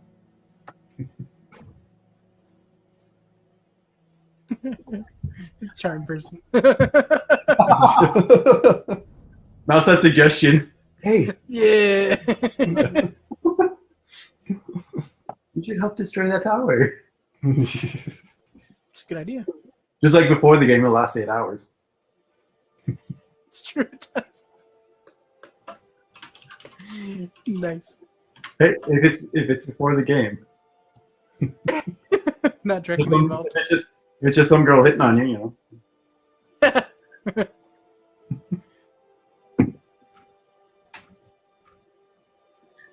I always picture If only you were still traveling with the hobgoblins and you could play a practice game against the hobgoblins. or with the mom.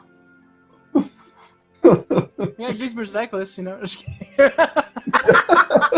Call me for that. Yeah. We're here. What do you need? We need another team to fight against.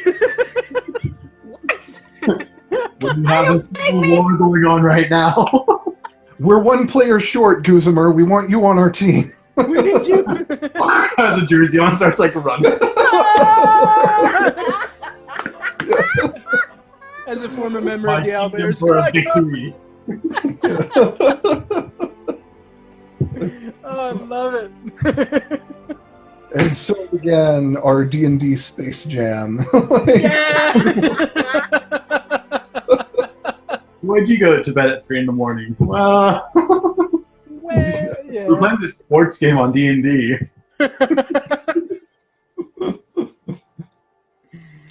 Oh man, sounds That's great. interesting. Hexing one of the people could come in handy. Yeah. What's my sleight of hand? Rin, what's your sleight of hand? Like 2, I think. A two. Let me double check. Mine's +7, but I can only do 1 hex. Yeah, I've got like a 2. Yeah, Although when we're in battle and like it's like kill mode, I'm more than happy to have like hex like do the cool like black lightning thing you mentioned once. Yeah. But yeah, it's like, oh, I want to, disadvantage on his noticing something. It's like black shadow or something, just like. Yeah. he's not noticing whatever you're trying to have him not notice. Heart attack from the smoke engulfing him. So. There you go.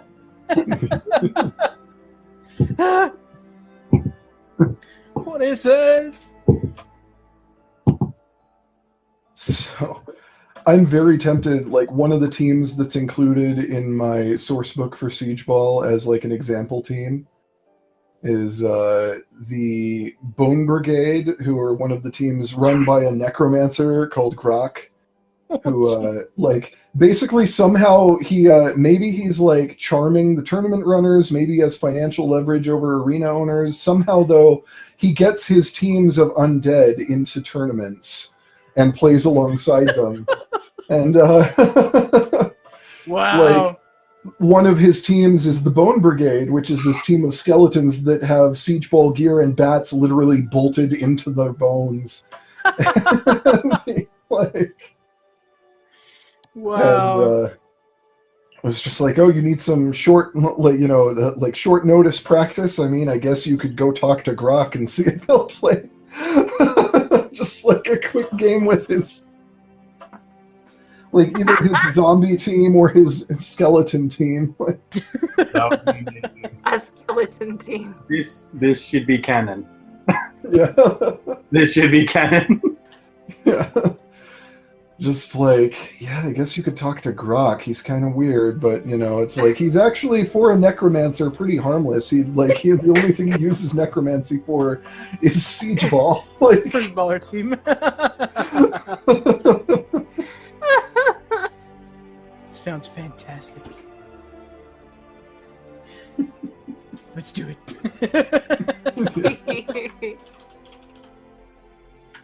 let's see. I've got to find, and quickly throw tokens together for a practice game here. Since we're talking about Neymar flopping.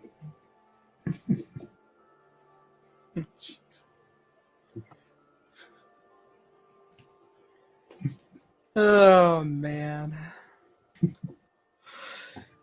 I love soccer, but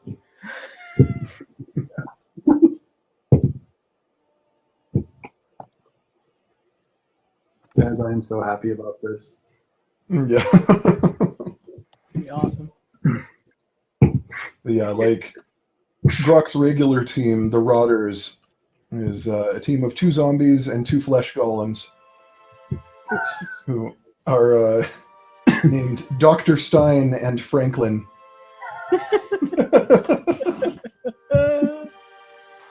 And they're actually faster than most zombies because it's rumored that they're made of body parts salvaged from dead Siege Ball players. Nice. So if you think he's hitting on you, Tamati, he's really just checking out your body for other reasons. He only wants you for your body. Technically, that's not sexual harassment. Hopefully not. That's a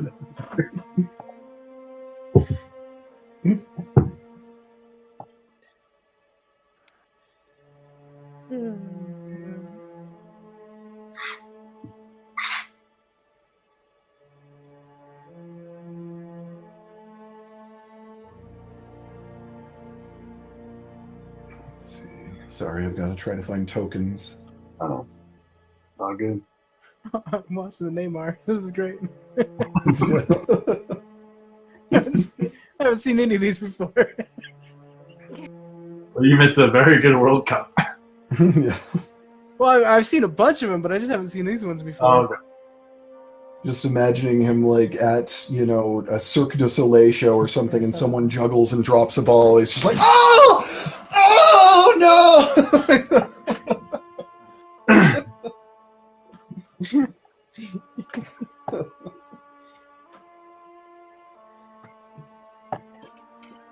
Holy crap.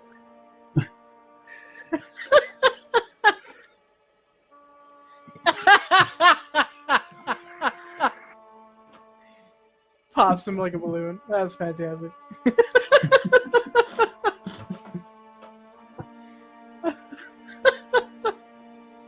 Oh man, that's good.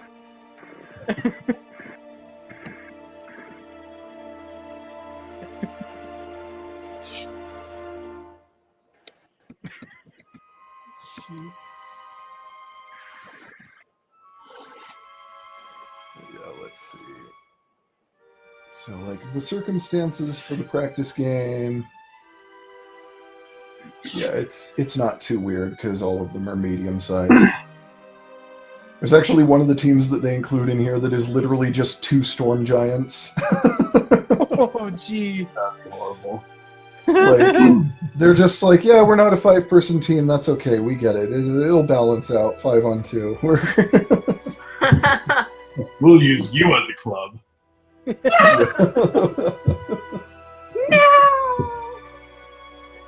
Please don't hurt me. Please don't. Out! Gosh, you guys, we bought a dice tray. I'm so happy. Nice. Guys, 10,000 gold. We need money to become an adventuring party. Right?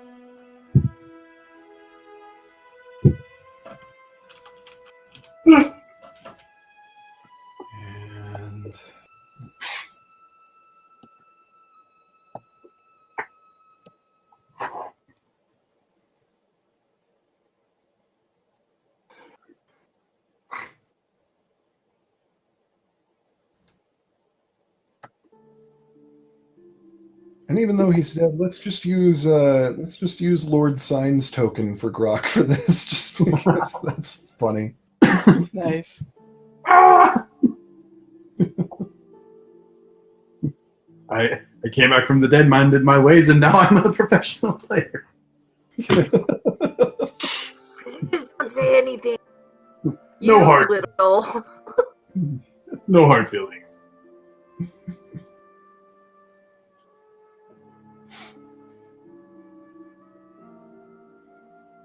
Let's see. The token for the ball. See, like, suspecting that we were going to actually get to the game tonight, I had tokens for the members of the Owl Bears, but not for, like, anything like a practice game, so... Nice. Here we go, I guess. I'll see if I can get it set up.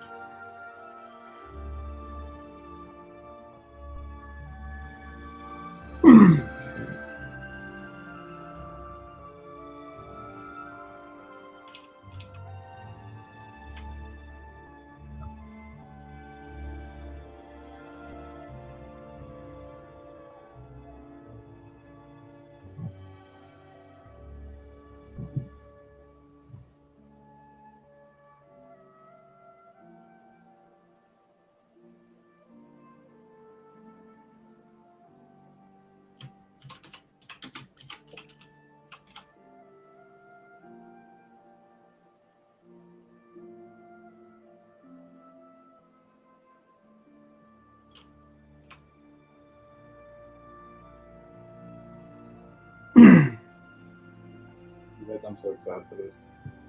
It's gonna be fun.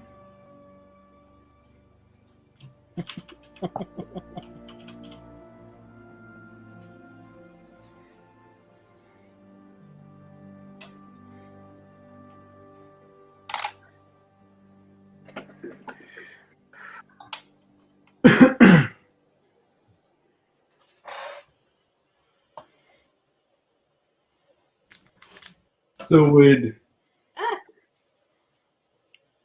Oh, that could be fun. Maybe not now.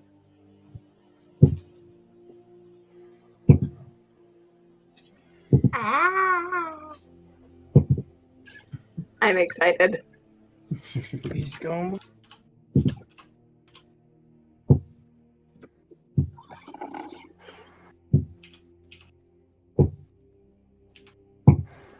We can get Hex on 2 of them.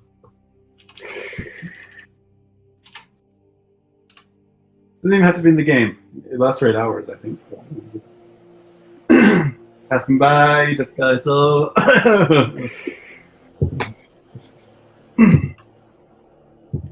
Or we could just see how we do in the game. Just saying. it won't be a ton because like it doesn't affect your attacks. If I'm correct, right? Check. Just, Yeah. yeah, just checks. Just saying. Let's see. I don't know why think- I'm so tired. Yeah. I mean, I yes, I think do. for the But practice game, Kajuzat probably can't make it for a practice game on this short notice because he does tonight have to mind the sanctuary, but yeah. somebody else can come with you if you can figure out who you want with you for the practice game at least.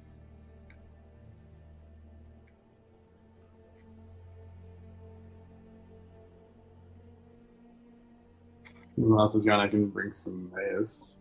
But there's only one other person there. Yeah.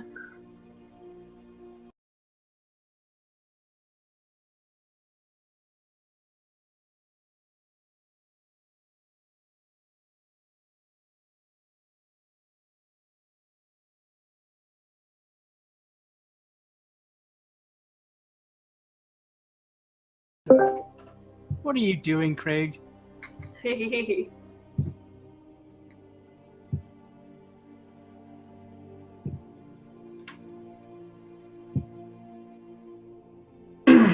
2 of those this time. It's okay.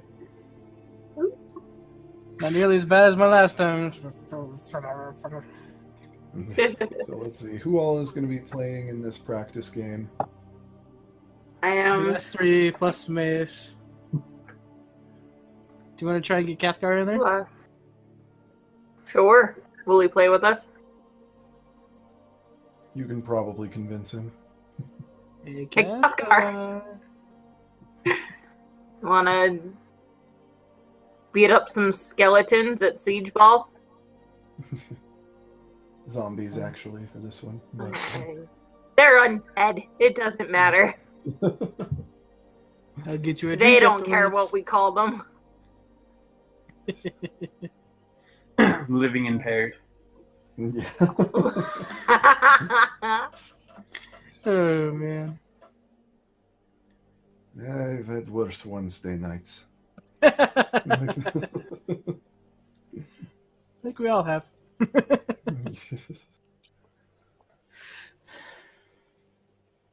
Let's see, I have his token here somewhere.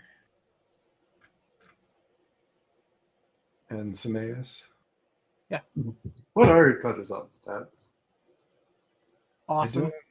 I don't have them easily accessible right now, but he's, I mean, good. yeah, he's, I mean, he's a wizard, but like, he's, like- he's pretty capable. I guess good strength or good dex. But, Yeah. I'm not trying actually to sure. I'm trying to think of who else we know in the city. I mean, We've come in contact with a lot of people. we could get kind I mean, with Kothgar and Sameas, you've got 5, so Oh yeah, I'm just thinking about next game.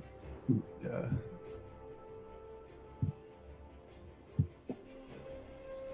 Kothgar's sheet here so that I can actually put his stats in. we also don't know where to find them, unfortunately. There's Because you that. and I are marked. Let's see. If you are wearing any armor already, you basically have to change to studded leather armor. I think is the equivalent of siege ball gear. I think that's what I have on anyway. Yeah. I have no armor. Yeah. Studded leather. Let's see. My now. mental control, I have no idea.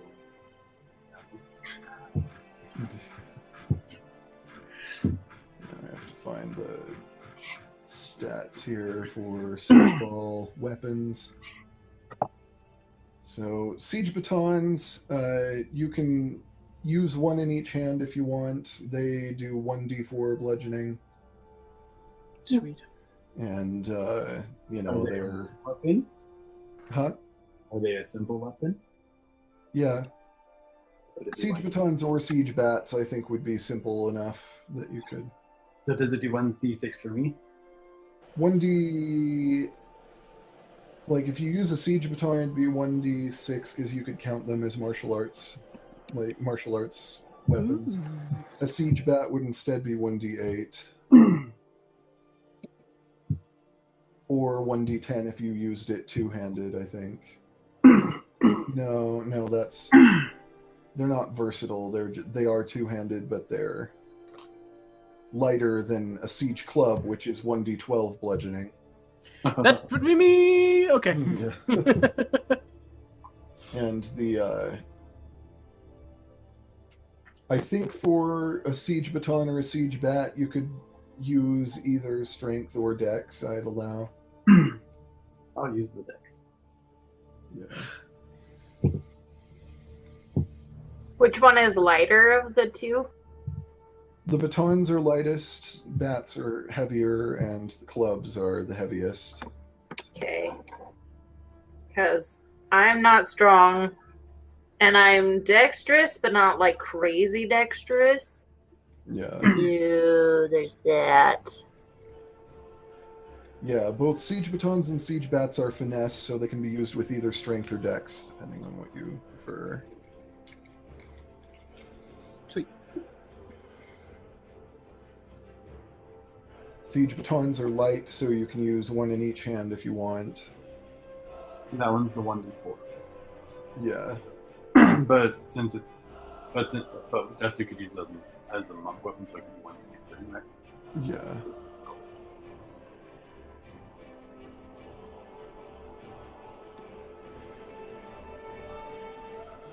Can I ask really quick again, what was the bat? The bat is 1d8. And that's also a dex weapon? It's finesse, so you can use either dex or strength at your preference. And the lighter one is what? The lighter one is the siege baton, which is strength or dex to your preference, and is 1d4 bludgeoning. 1d4. And Okay. you can use one in each hand if you want, and you can do the light, Yeah, I'll do the bat. Okay. And that's a d8, right? Yes. Okay. And you can set your positions. You just have to be in the range of no closer to the ball than 10 feet and no further from the ball than 30 feet. So. No closer than 10, no further than 30? Yeah. Okay. To the ball? Yes.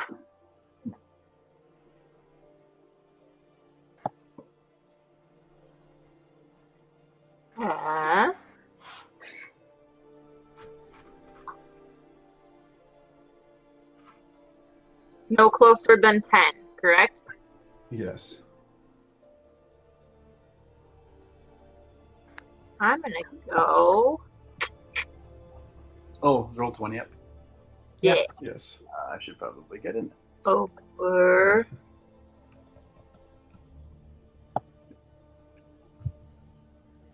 We definitely have to play this game whenever I have advantage on initiative rolls too, because I'll be right here. I just know how my dice roll for me on initiative. Not Yeah. great.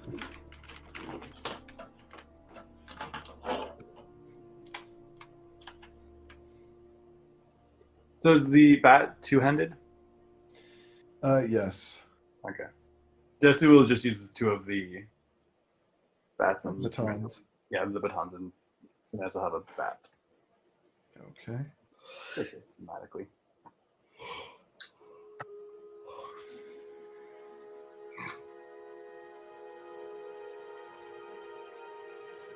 Alright, let's see. Everyone will roll initiative.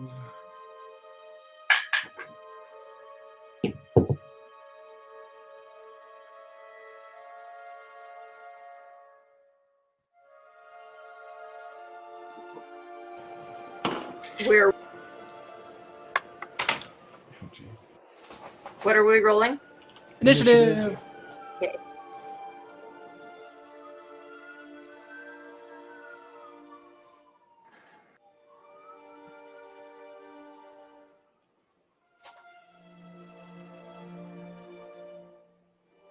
Gotta crank up the mood on this thing.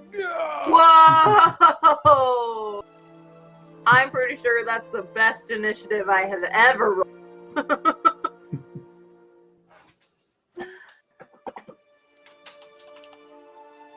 Yeah.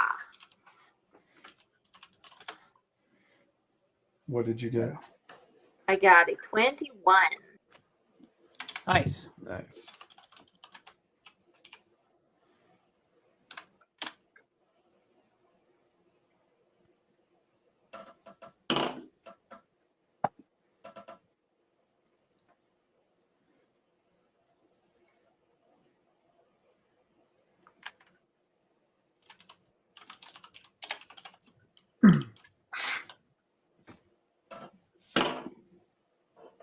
Man, these guys are rolling well for initiative. Dang it.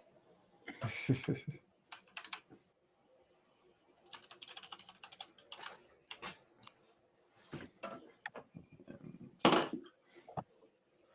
Zomberts. That's terrible.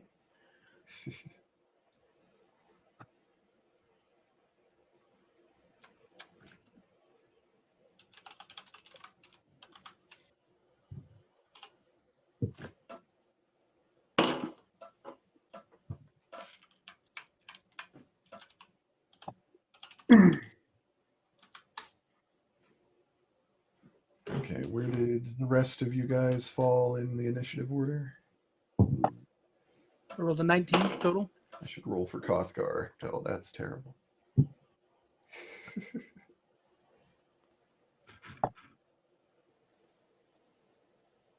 Yeah, Kothgar got an 8 total, which currently makes him the slowest on the initiative order.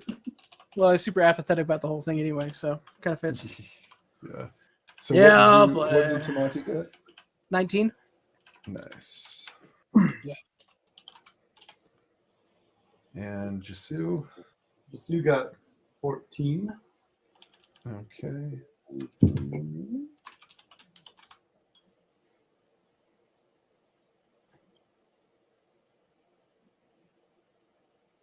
18. 18. He's got +8 initiative. Holy crap! Yeah, for some reason, Gunslinger, you just add your proficiency to your initiative after level 7. It's all right. Next level. I'm at advantage. That's... So happy. Get natural ones all the time. You get 2 natural ones. I just sit down on the ground and pout for a while.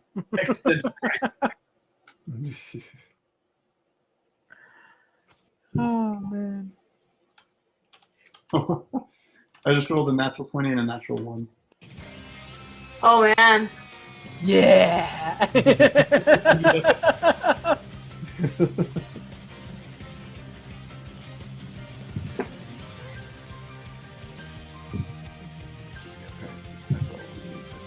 Let's get ready to rumble! I could do like a funny Japanese accent about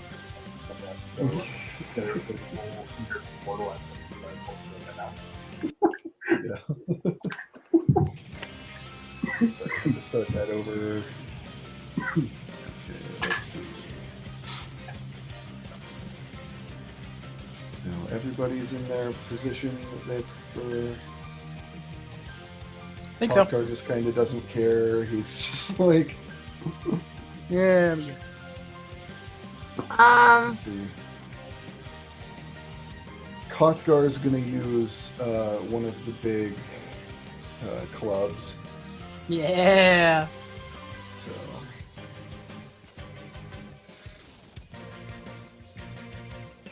And it'll be interesting seeing Kothgar play this because he hits hard.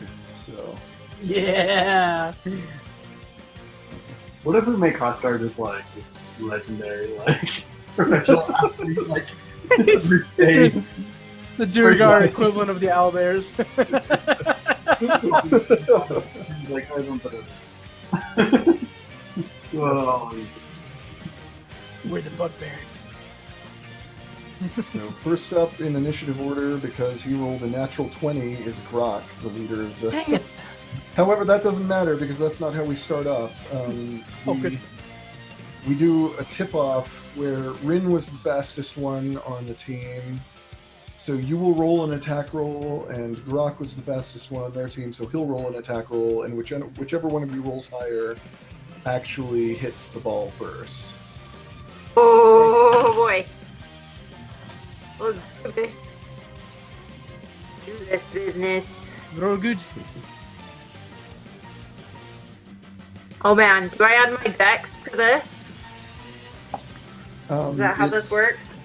Yeah, it's a weapon that you can use either your dex or your strength with. So you. Well, my strength sucks, so I'm gonna go with add- dex. You add your dex and your proficiency And proficiency? to Let the me attack go- roll. Let me go double check those. Dex 2, proficiency 3. Okay. And my sheet is glitching. Oh, wait.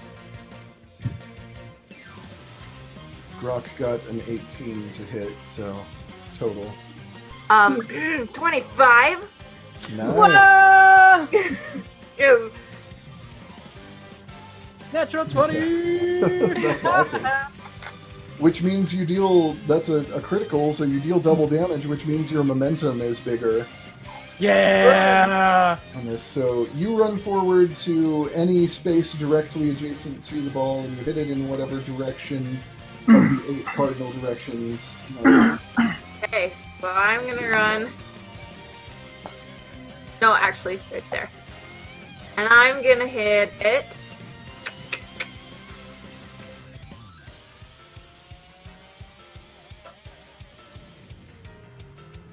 You know what?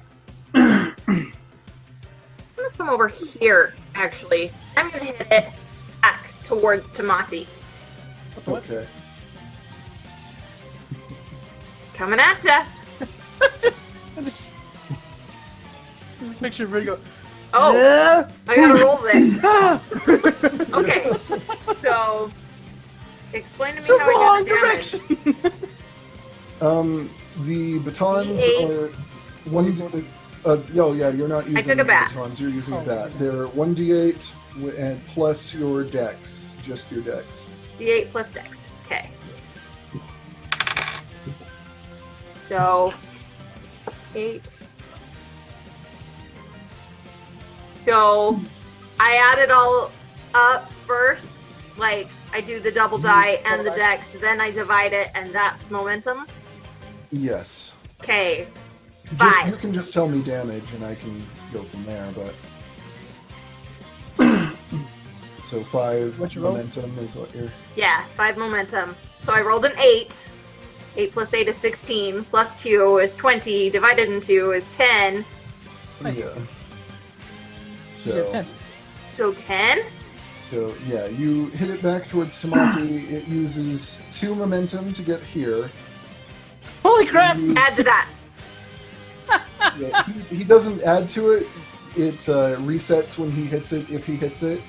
Oh, But So I was like, that's the wrong direction. oops. Okay. But yeah, use your reaction to see if you hit it or if it hits you. Sorry. Didn't think about that. So with my strength? Or with everything? It's strength and proficiency to hit. It's gotta be a total of 20. Definitely you hit it, so pick your direction and roll your damage for it. All those noodles separated eventually, by the way, guys. Oh yeah. Nice. Now they're just about an inch long. Nice. We're just gonna go straight ahead, right at what's his face? His face. Hit Grok. Yeah! So I rolled an 8. That's That's 8. just a hit, so yeah, you got it.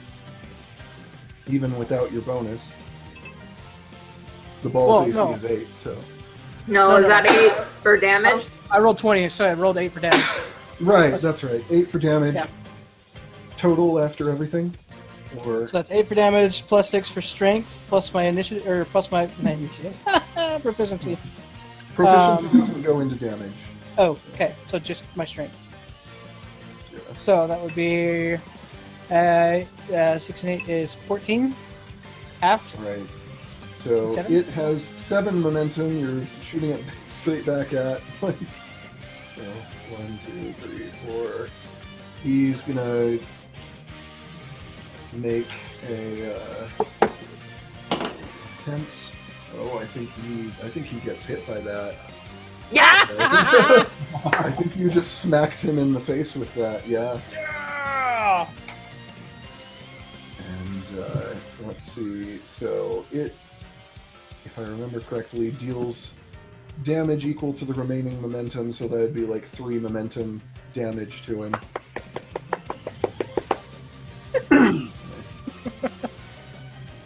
Get all the way back and check that to be sure. Yes, and he is knocked prone. Woohoo! Who's next? Just knock them all prone and then We'll just take Bob. out the tower that way.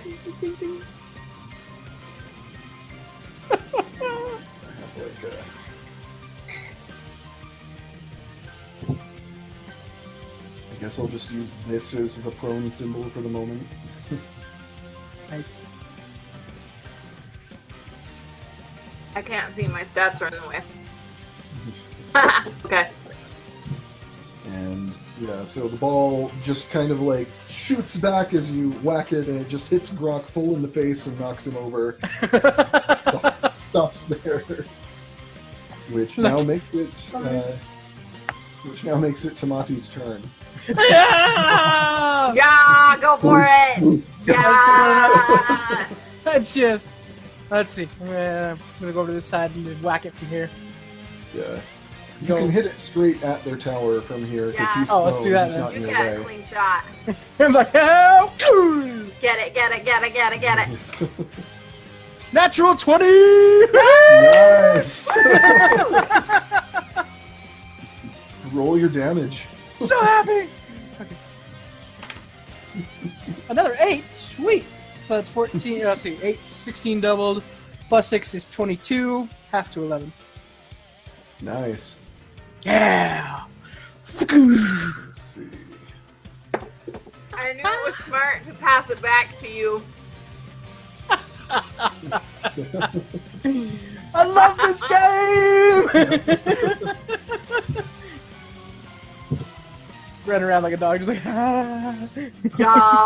So that After was being trapped in the library for like the last couple hours. 11. yeah. What was the moment again on that? 11. Okay. I think my laptop heated my Mountain Dew. I'm sorry. So yeah, that is 5 damage to their No! tower. That is a fourth of their tower's. I'm so happy to be out of that freaking library!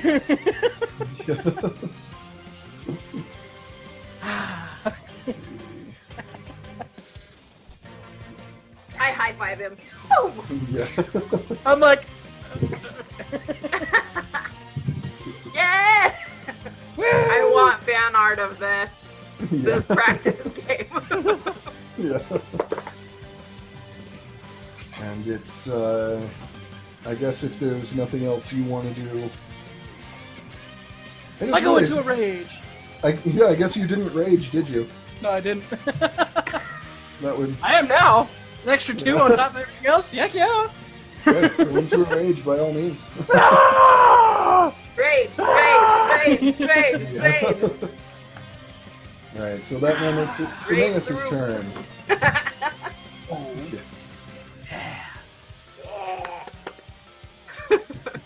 No, I know why people like sports. No, just kidding. Guys. So do we want to keep some people like back here to kind of try and protect the? Yeah. We can. Try It's to probably keep a good people- idea. Because it's their term's coming up.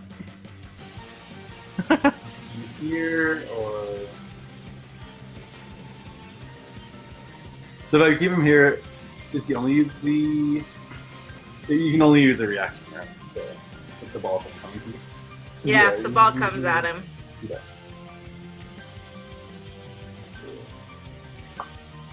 I might One of the just. things I love about this whole thing is that there are actually subclasses for a few classes that are specifically intended for Siege Ball players. Nice. Okay. Cool. Yeah, I'm gonna keep him back here just to like kind of guard.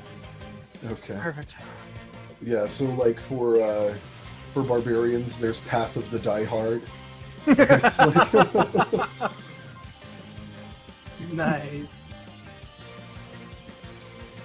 Alright, so it is now the turn of one of the flesh golems, Franklin. All right, Franklin. Show us what you got. Pull up the stats. Again. I'm gonna run and grab a spoon for my pho. I'll be right back. Okay. Alright, let's see.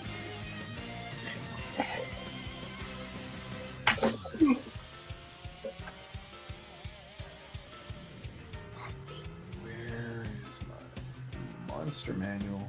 There it is. Oh my gosh, I'm so excited to know this.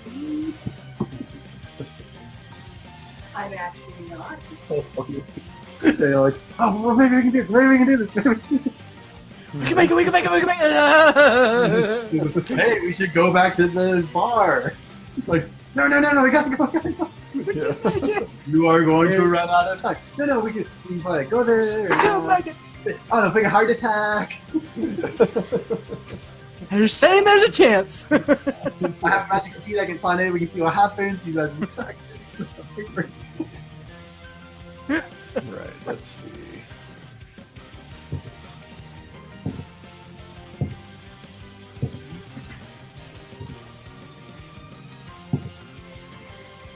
Yeah, so where's my... I wish everything was just the same between these, but I guess it makes sense that it can't be.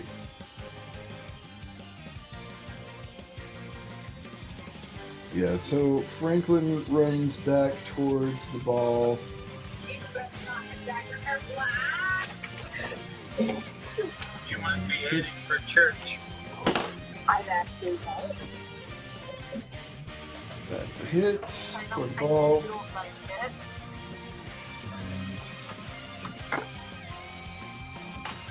And where did I say? There we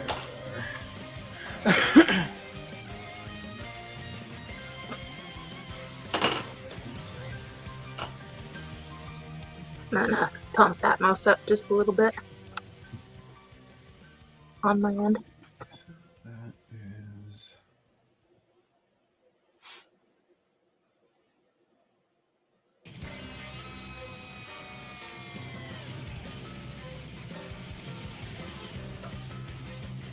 That is 8 momentum, Jeez. which is not going to matter a whole lot because he's hitting it in this direction for Dr. Stein to try to hit forward. Dr. Stein hits it. For, let's see.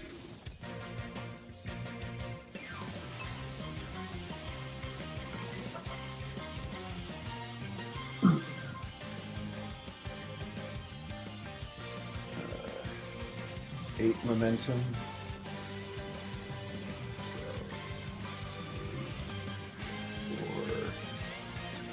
Comes down here, hits this wall. 5, 6, 7, 8. Nice.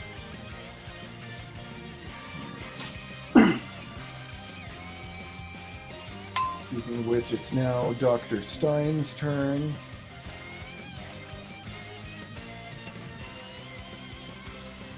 What is Dr. Stein's speed? Can he make it far enough to hit it? He's going to try.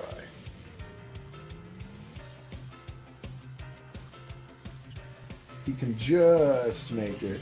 Oh no! It's okay. He's getting blocked from both directions that are like toward the tower. So Yeah. Unless he tries to like hit it off the wall again. even still, it's such a weird angle. Yeah. He might just be able to angle it, but it would take a really hard hit. Let's see. Hits it. Does damage. Does not do enough to do what he was probably wanting to do, but let's see. So that is... Yeah, that's 3 momentum down pretty much right in front of Cineas. Yas. With that. And it's now Jasu's turn. Yeah, so since it Can you didn't get to actually it? hit you, then yeah. Yeah, it didn't make a collision there, so... Yeah, just stop. Do I only hit it once, or can do we hit it twice? I was trying to figure that out because Franklin and Dr. Stein have multi-attack, and I figured that the first hit moves it away, so probably only once, unless you run over to it afterwards. So, like, It's like hit it, run shell after it, inside because her. you're a monk, you can move fast enough. Like, Hit it, run after it, hit it again. It's like Shaolin soccer. Wonderful time. Yes. Shaolin soccer.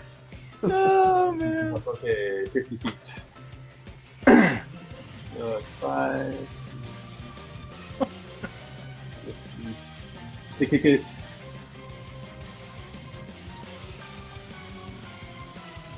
I'm 25. I need to get kind of this way. What's that? So if I'm at this direction, does it go? So you just kick it from wherever you are and then choose a direction. Oh, okay. So you don't even have to go that full length. You could go right to the right of it Okay. and kick it. Yeah. Okay. Sorry, I was kind of. Oh, you're good. Okay. Yeah, there you go.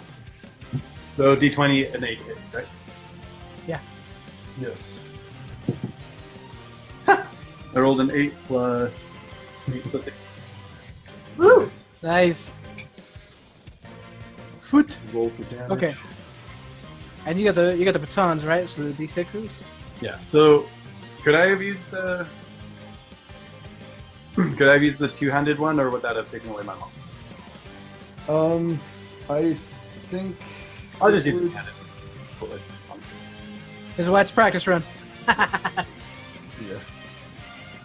Yeah, I'll just use the two batons. Okay.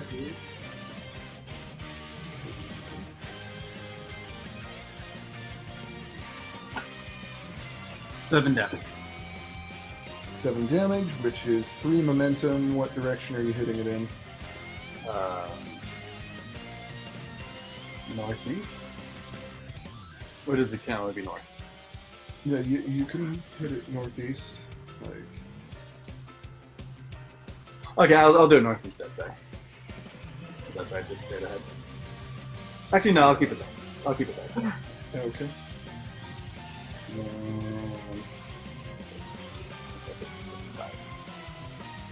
I will hit it again. I can hit it again, right? Yeah. As you are speedy. That is a 17. What's that? 25 to hit. Yeah, that'll. Woo! Like, when it comes to Siege Ball, we won't apply the twice the AC as a critical because that would make it way too easy. So Yeah. it's really hard. And that is 6 damage. Alright, so 3 momentum in what direction? Those 3 momentum, just 5 feet each. Yes. Yeah. 3 squares.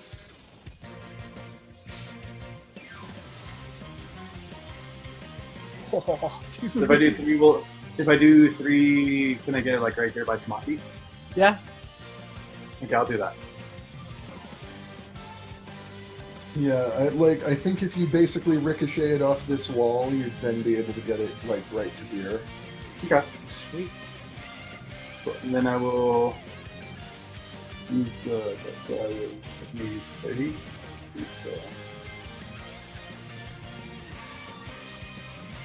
I'll just kind of come by here with them. Have a little more. Okay. Cool. Is that your turn then? Or should I go forward more? That's fine. Okay, cool. Cool. Yeah, that's Jesse's turn. Okay. Ah. It's now the turn of one of the regular zombies. Zombie, zombie, zombie, zombie, zombie. Who, let's see, shambles forward.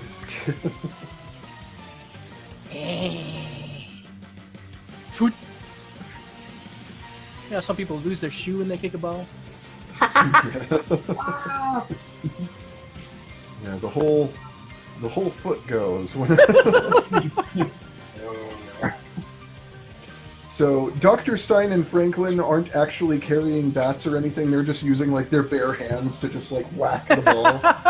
But the zombies do have the big siege clubs the way that Tamati does and Oh, Kafka man. does. So, but this zombie shambles forward and hits it for how much damage here? Where's the D12? There's the D12. 10 damage, so 5 momentum. Nice. He hits it down into Kothgar here, who makes his... Hit it, Kothgar, hit it! Oh, he hits it. He crits it. Get it. Let's see, this is going to be interesting. Yeah. Let's see, so how much damage do I have to roll for him because of his class? Oh geez, this is going to be ridiculous. Yeah. Is he a siege ball player then? No, but the kind of fighter he is, he has a lot of damage dice the way this works. Huh? Yeah. He's a brute. Oh. Nice. So let's see.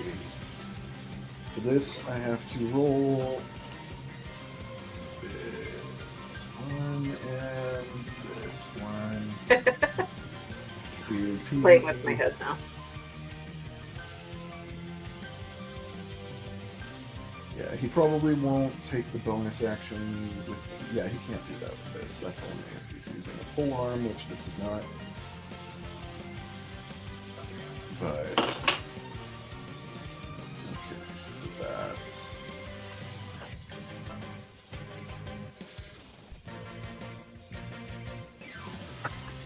So that's 11 momentum because that was 23 damage. on Holy his crit cow. There.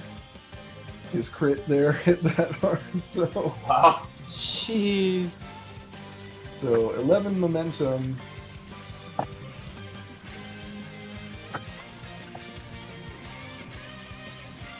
Gets the ball up to here. Actually, Yeah. wait, maybe he should angle that. Let me think about that for a second.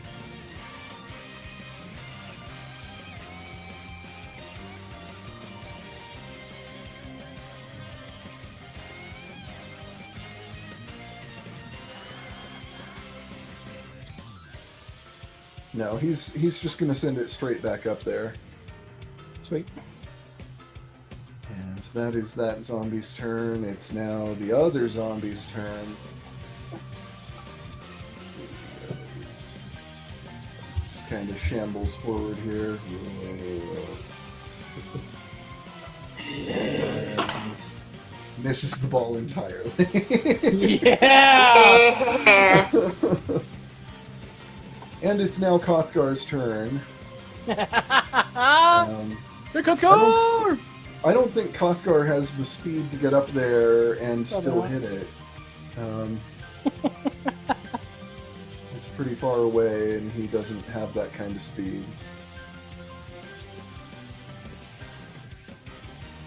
So instead, Kothgar is going to fall back into a defensive position in front of the tower here. Yeah, Kothgar! We're now back to Brock's turn now. He will spend half of his movement standing up. And that will leave him with how much speed? 15 feet. So he can basically just get to the ball. Nice.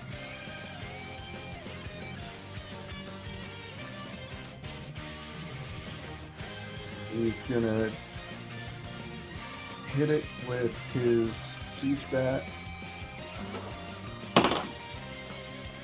That's a hit. Which deals... That's terrible. Let's see, that's...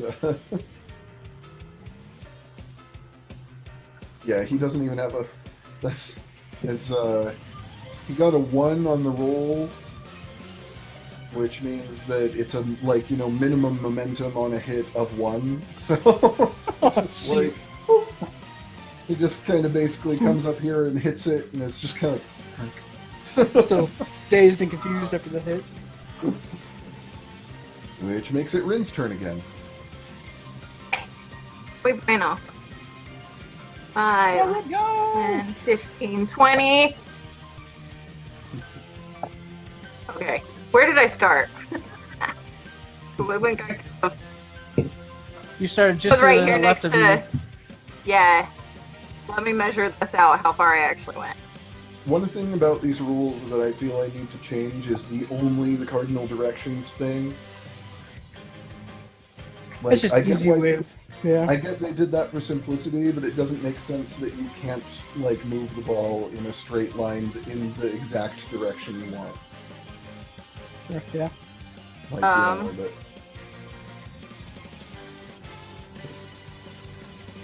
there's just no reason. Well, maybe I'll say generally it's a cardinal direction unless you're shooting for the tower. Okay. If you're shooting for the tower, you can shoot straight at the tower, but other than that, cardinal directions make it easier to figure out how ricochets will work and stuff like that. Yeah. Okay. So from here, the tower is 15 feet, so I have to get a 3 if I hit it at all. Yeah. You gotta hit it, then get a 3. Yeah. Yeah. So I'm gonna go for it. Oh yeah! Oh yeah! I got a 6, which is perfect because that makes 8 for me. No, it doesn't. It makes, hold on, it makes 11. So I got 11 because I didn't add my proficiency. So. Very nice. The ring runs forward and swings the bat at the ball. Yeah. Okay, so I add my dex to my attack, yeah? Yes. So 9.5 is 4. Nice. Yes. So it hits the tower and deals a point of damage. Yeah. So one more damage to their tenor.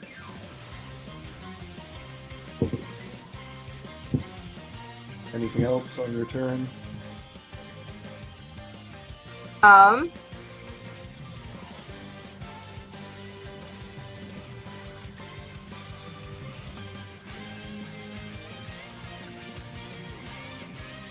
No, I think that's all I can do.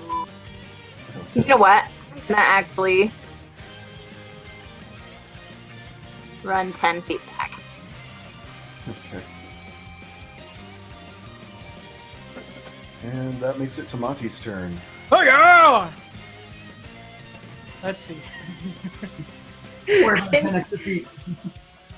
25, 30. So if I smack it from here, it's just basically whatever I hit just like smacks into the Tower? if I hit Yeah, it from you- point blank. Pretty much, yeah. You'd be able to hit it straight into the tower from here. Don't fail me now, dice! Come on, you got this. 7 plus 9. Okay. Just a hit. Okay. Now for the damage. It's a crappy hit. Ah, it's a 12! Yeah! Okay. Plus my strength, which is 6. So 18. Halved. Jeez. 9. Yeah. Holy Their, crap! their tower has 5 HP left. I know my strategy tomorrow. Hit the tower. You included rage damage and all that, right? Oh no, I didn't. Okay, So that would so be that's an extra one one. more Yeah. damage. It has 4 HP.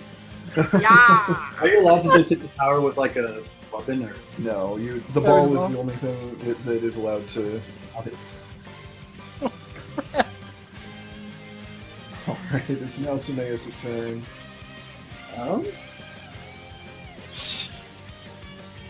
I love that. In addition to this stuff, we'll have to get you guys into some like underground, more rough and tumble games of. I'm not sure there's much Timaeus can do. Yeah. Shoot the Not ball. from Shoot here. the... Oh wait. Just to kind of like guard more. I might just keep him where it is just in case. Okay. Keep him there. Gotta have some good defense. Alright. It is now Franklin's turn.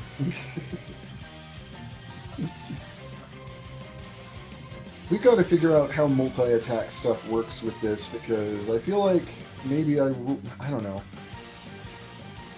Because it does mention in the source book that like if you use 2 of the small batons that you can hit the ball with both of them at once. Okay. So I'm like, technically, could a multi-attack type thing be just like, especially in the case of these things, just like hitting it with both hands at once kind of thing? I don't know. And I technically deal 2 You attacks. like you use one hit to like scoop it up, and the other one to add the extra momentum. To... Yeah, maybe, I don't know.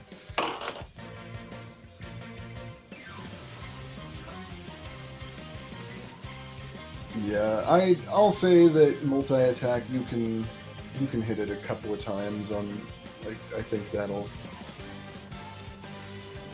I don't know. We can always adjust it if we feel like it's not working. Or multi-attack just being like if you have the 2 batons versus the 1 siege bat. Yeah. Because otherwise I'm going to win the game like right now. Also, yeah, the siege bat being as big and bulky as it is, I kind of feel like maybe it would be a little too slow for you to get in 2 hits on a ball. You're moving it. Something like this where it is 2 hands or 2 of the batons hitting it at the same time, that's different. Yeah. I was going to say, because if we're casting like double attack, then I can like hit it, run up, and hit it again. But since it's still there, I can like hit it and then hit it again.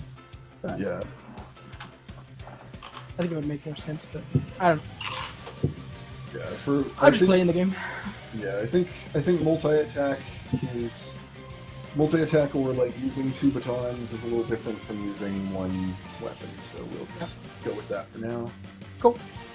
So he runs forward and smacks it as hard as he can with both hands. Hits with both, and the total on that is 14, so 7 momentum, pardon me.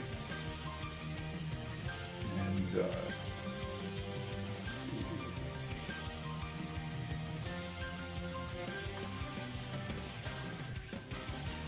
which really doesn't do that much because he basically hits it down in this direction and it just kind of rebounds straight back off of that wall a couple of spaces. And he's mostly like he's a dumb zombie essentially, and he's trying to get away from yeah. And it's now Dr. Stein's turn. Dr. Stein's speed is 40 feet.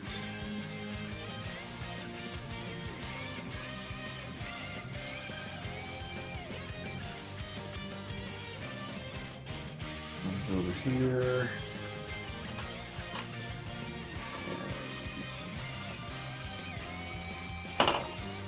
Tries to hit it with both hands, barely hits with one, easily hits with the other.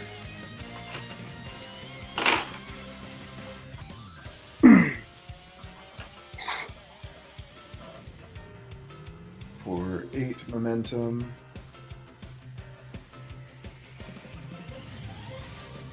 Hits it down in the direction of this zombie.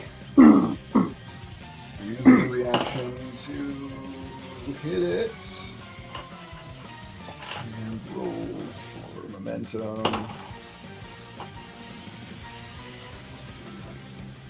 Is there any bonus to that? I forget. Yeah, so 8 damage, so 4 momentum. Knocks it down this way. I don't know if I'm actually really treating the distances totally correctly in terms of collisions, but this is what I'm doing, so... Works me. It goes there, and that is the end of Dr. Stein's turn, because that was all like... Nice. Dr. Stein and reaction there. Jasu's turn. No, get it forward. And you're using the batons, right? Yeah. Do 2 attacks. Yeah. That's 12 plus 8, so 26. Nice. 1 damage.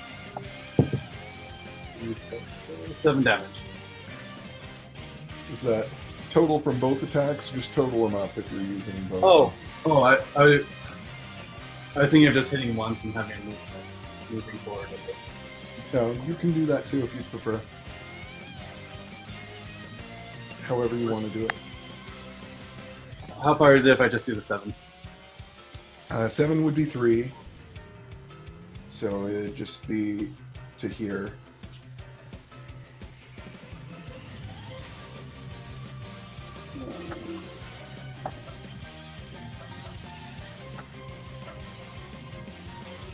It's like the old school, like kid in the wheel, like hitting the wheel with the stick, you know, trying to keep the wheel going.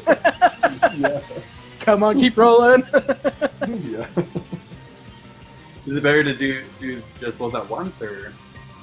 It's probably not significantly different. It just depends on whether you want. This way, you can change direction if you want, or you can just do the same direction. I mean, that's being able to change direction in the middle of it is about the only disadvantage. Yeah. And then I'll do it again. That's 9, 12, 8. 16 to hit. That's a hit. That is 9 damage. Nice. So that will be 4. I'm just moving it straight. Is it possible to get it in front of Rin, or to like hit it at her so she can get a reaction? I'd allow it, I guess. I feel like, yeah, just like if you are trying to pass it to somebody or trying to hit a tower, you can aim. Okay. Other than that, I would say let's try to stick to cardinal directions, but we can always change that if we really feel constrained by it. Like if I did straight, would it not hit her? It wouldn't hit her. Yeah, it would go past her. It wouldn't collide with her, so I'd say you could Okay, aim it. so I can pass it to her as a reaction? Yeah. Okay, cool, I'll do that. Yeah, like you can pass it to her, she'll then make a reaction to see if she hits it or is hit by it. Okay.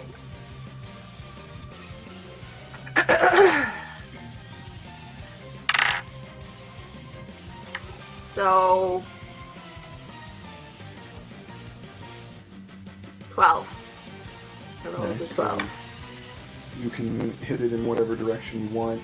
I think from now on, when that happens, we're going to consider it basically starting in your space. But Okay.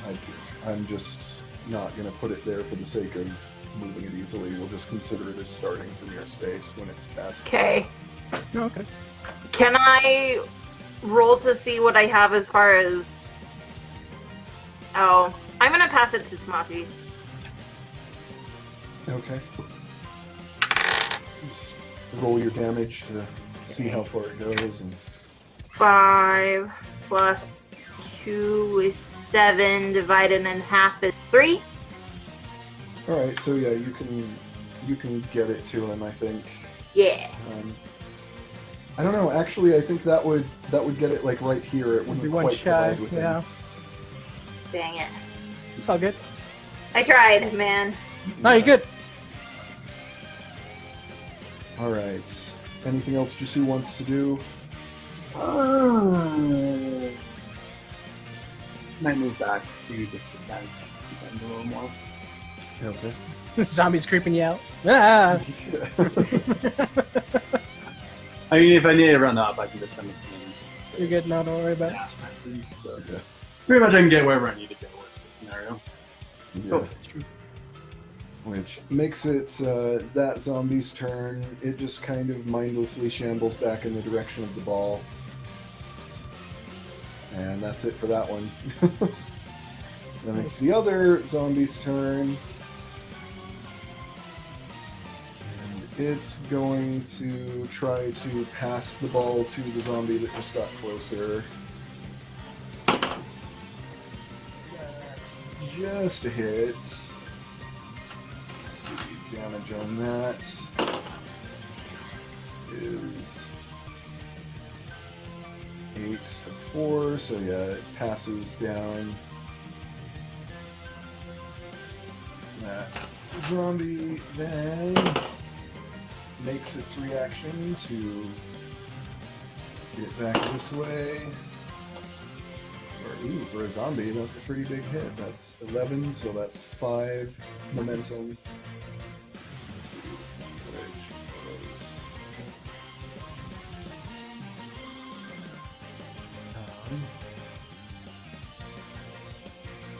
Trying to figure out if it shoots it down this, like to right here, where I would consider it ricocheting, since that corner That's a tough one. is. Yeah. I'm just Corner gonna is a corner. I'm just gonna roll a die to see which side of the corner it hits. Okay, it hits the corner that it wanted it to hit, and it goes 2, 3, 4, 5. Basically, didn't want to just like hit it straight down, but it still ended up in more or less the same like kind of area. I'm like, here, Jisu, have the ball. Let's see, it's now Kothgar's turn.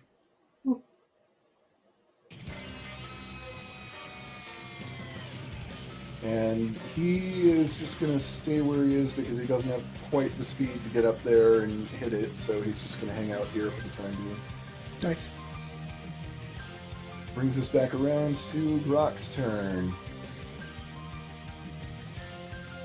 He's going to run...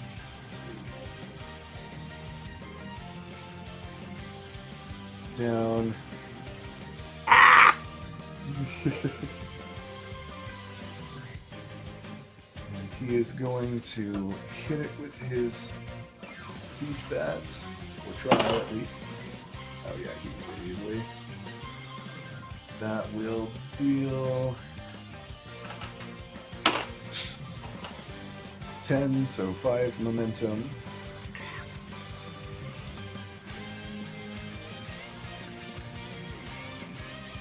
Down here, that's his turn. Now it's Rin's turn.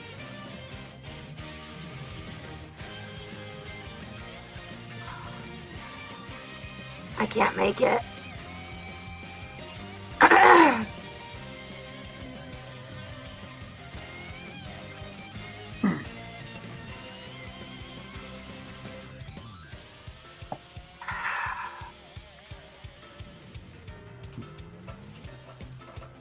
Yeah, I can't make it that far.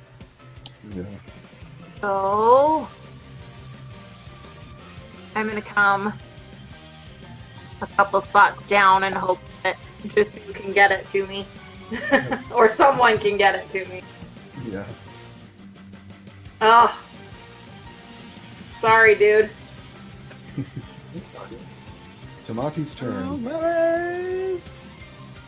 Okay, I want to. Let me think.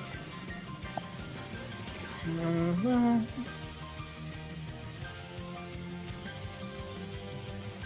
do kind of same thing. I'm gonna drop down here for 25. Like, pass me the ball, I'm open. You got it, don't worry. It's now Sameas' turn. Oh, perfect. Who did? He's gonna go here and hit it. Which he has never done without a shovel. Yeah.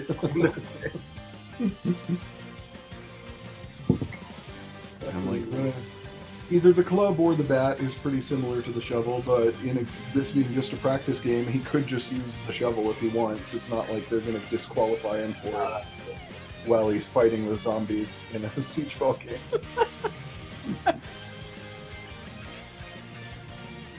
Well, the hit. That'll do it. And then Is he like hitting it in a direction or passing it to Jisu or? he is actually going to just hit it in a direction. Okay. I was gonna say pass, but he's good.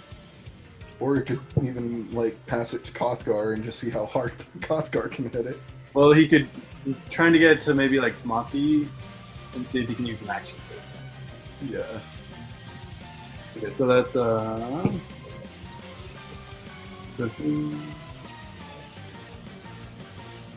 8 damage. Alright, so 4 momentum. Just hitting it straight upward, or Yeah. Then he'll use an action surge. okay. And then do it again.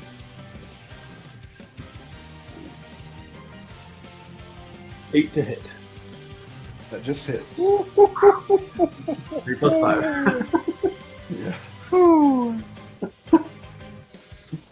That is 5 damage. Alright, so that's only 2 momentum. Yes.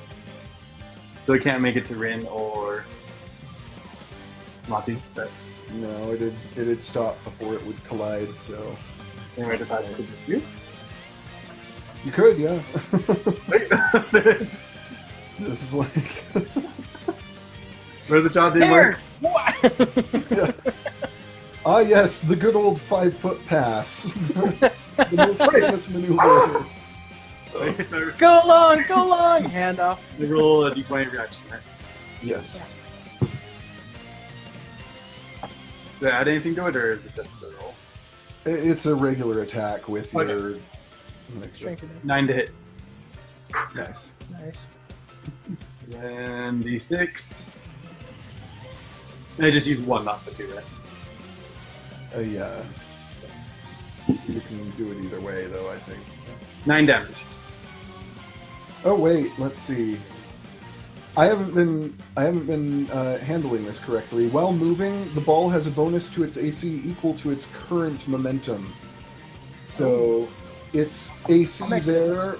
yeah, its AC there was 9, I think, but I need to remember that because I haven't been remembering it. Okay. Well, he hit it for 9, so Yeah. that was lucky. A successful pass that otherwise would have dealt a whole 1 damage to Jisu. Oh. Timaeus is just like, Jisu, and just like grabs the ball and just like smacks your head. Yeah, so that was 9 damage. 9 damage? Yeah. Alright, so that'll be 4 momentum.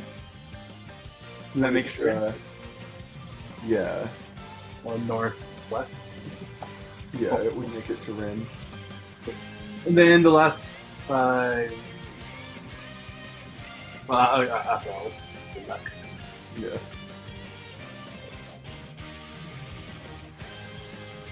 So that, it'll just be 8 because I think, well, 9 because I think when it gets there it still technically has 1, so.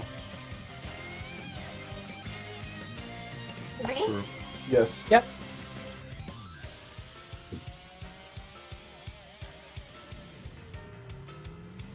And yeah. Oh no. Oh no. Oh. So what's the AC for it right now? 9. Oh no, I just missed it. Because I rolled an 8. I'm sorry. You take 1 damage and are knocked prone.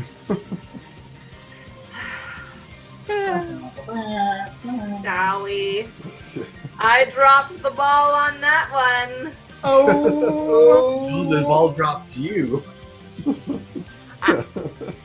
Pretty much. Volvia Prasha. The ball dropped you. Ball dropped you. So it's still Jasu's turn here. Oh, it's just his turn now?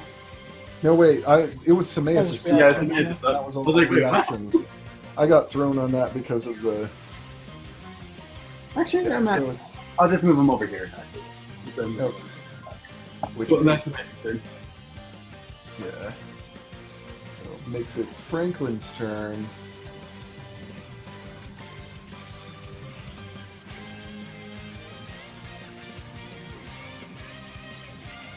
Let me see.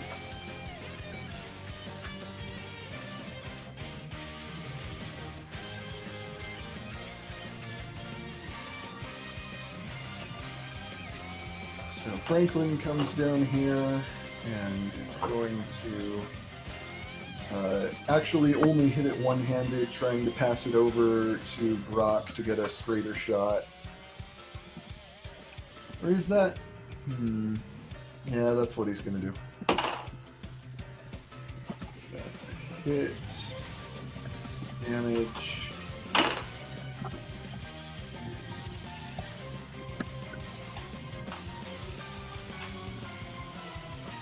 So 5 momentum, which means that it has an AC of 13 when it goes to Grok, who rolls a natural 1.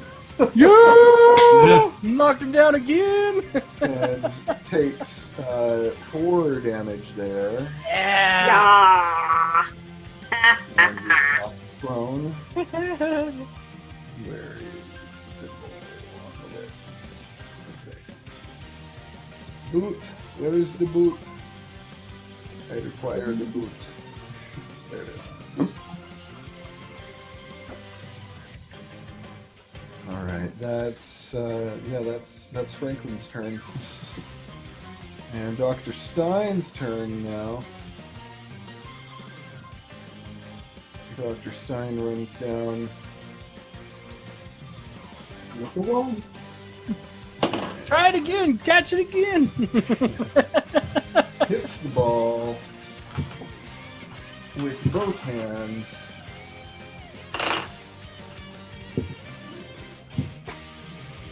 $11, so 5 momentum.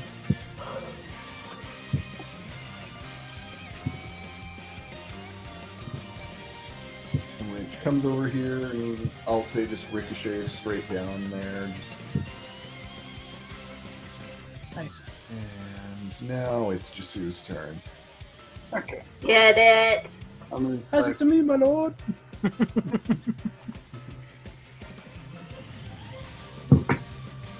11 plus 8, 19 to hit. So if I do both batons at once, I just roll 2d50. Roll 2 attacks and then roll Okay. the... Okay, cool. The one is 18 to hit.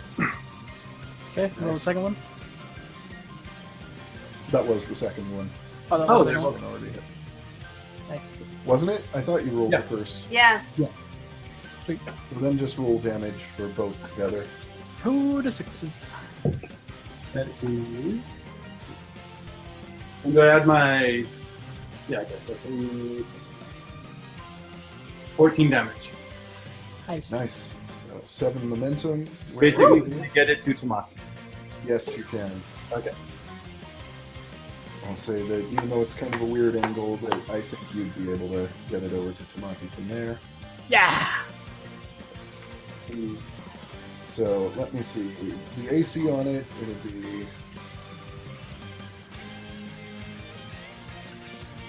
Yeah, it's only 9 by the time it gets here, so... Sweet. As long as I don't miss. Whew. Okay, so that was a 7 plus 9, right? Yes. So that's it. I'd say- And... You can get a straight shot at the tower from there. Sweet! I will do that then. Just kind of over this zombie's shoulder here. Oh, I missed my tray entirely. That's okay. Landed on flat surface. 6 and 6 is 12 total. That's a hit.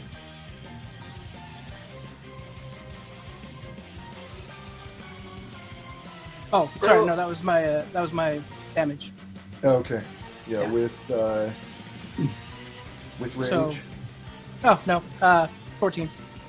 Okay, so 7. So you deal another 1 to their tower. They're down to 3 HP on their tower. And that's my movement. I quit forgetting that rage, man. It's driving me nuts. Yeah. Yeah.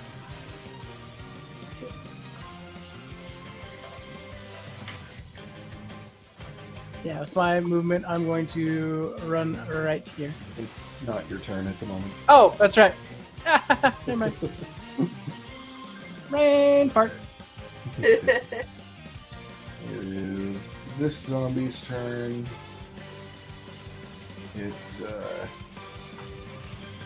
comes up here. It just hits it straight down, passing it to the other zombie here. Those hits. Oh boy, that zombie's gonna have a hard time not just like getting like knocked out by this. Let's see, that's because that is 12, so it has 6 momentum going into this other zombie. Oh, dude. Which I'm kind of thinking, I need to check the attack bonus, but I'm kind of thinking that other zombie did not hit. No, it did not, so that zombie Thump. Oh, doggy.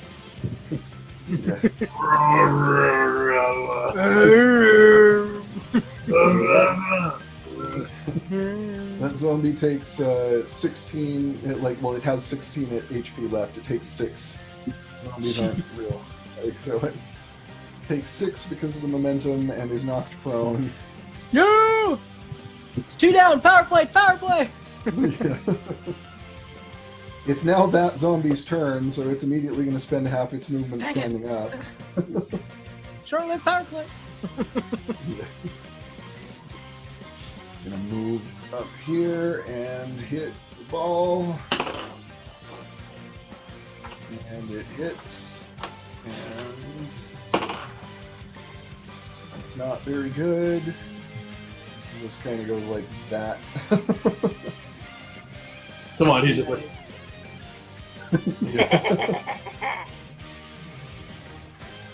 It's now Kothgar's turn. He is way too far away from anything to really be useful to anyone here. But, You are down there. Thanks for noticing.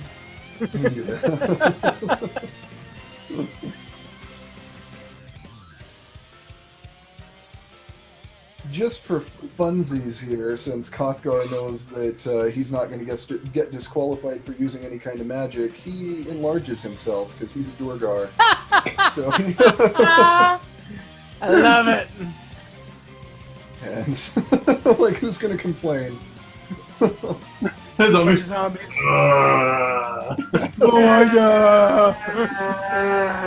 Like, Grok's gonna complain about it, and it's like, your team is undead. That's like, your entire team is undead. Some of them are stitched together dead Siege Ball players. Maybe some of their parts were even legally acquired, but... You don't know. So that now makes it Grok's turn. He's going to spend half his movement standing up. And he just moves forward to try to make more of a defensive line here to prevent it from moving through, which makes it Rin's turn. Yeah, okay. So I'm gonna spend half my movement getting up. Yeah. Ah. Just out of range. I just barely can't make it. Yeah. Just like, can I move forward and hit Jisoo into the ball? Is that how it works?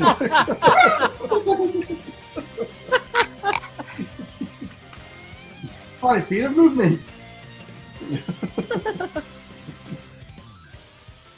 Also, you're kind of walled off by a wall of zombies right now. Like, zombies and a necromancer, so... I'm...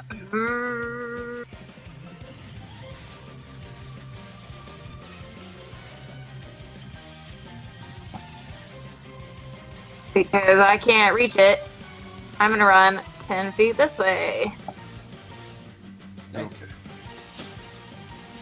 And that's all I can do, because I'm not going to use magic.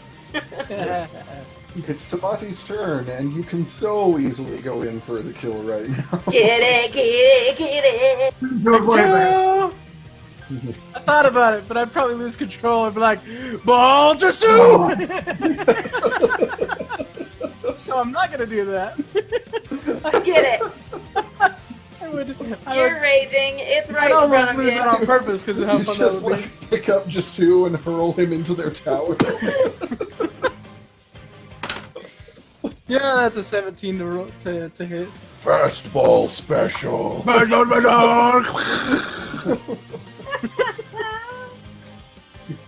Oh my goodness. Okay. Be good now. We're good. So that's a, what's that, 26 to hit? Yeah. Natural 17. Yeah. Awesome. Okay.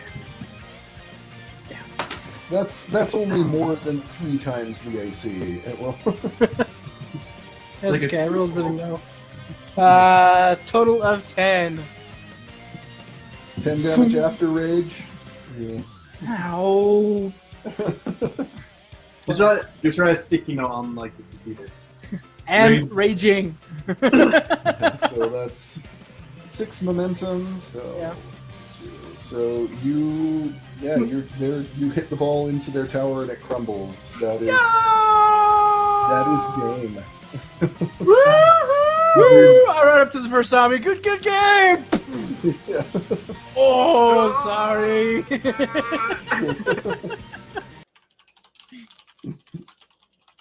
Good game, Simon. I mean,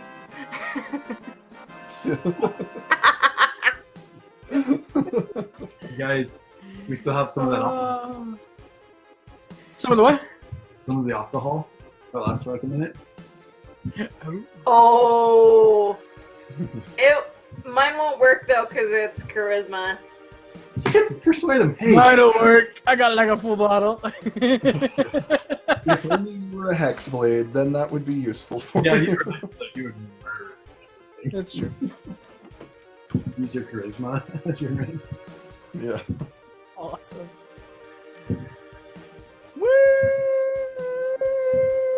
It works for just see if he's ever forced to use like a long sword.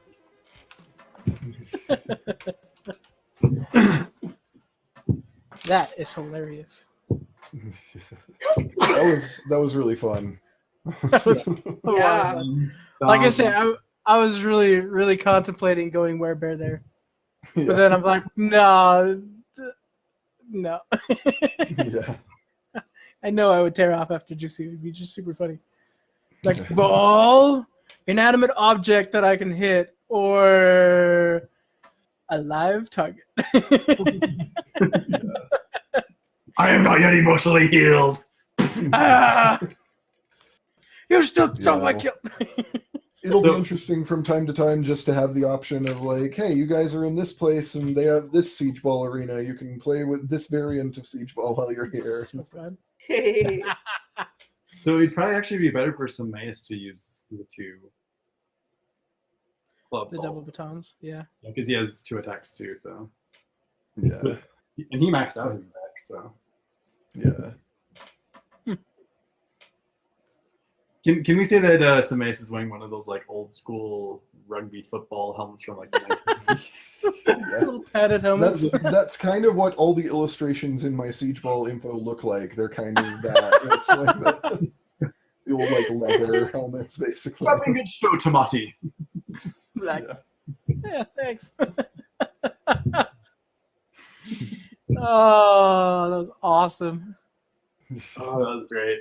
Pumped and ready to go! Red Dragons all around! Yeah. Woo! So Siege Ball was originally created on 4chan for like 3.5 edition. They were just like, there Nice. should be a sport that makes sense for D&D, because what kind of world doesn't have any sports? That's weird. Right? Yeah. And so, like, Aside from like cage fighting. yeah. So awesome. they developed the basic rules, and then recently Mage Hand Press, the Middle Finger of Vecna guys, did an updated version for 5th edition, and that's basically mostly what we're using. Nice. That is awesome. So Sadie and David, you guys haven't gotten to the fighting pit yet? The victory pits or whatever they're called in season 2? No. No. Daniel and I were talking. Basically, they have a bunch of different teams, like fighting different monsters and stuff. Yeah. Daniel and I were So talking. cool. Emerald Wing versus the Gilded Raiders. Fighting monsters in the arena. Be awesome. Get them. That would be That would awesome. be fun. I was like, I tried to say fun and cool, and both times I managed to spoonerize it, like where I was like, that would be Pretty fun. cool. That would be con. Woo.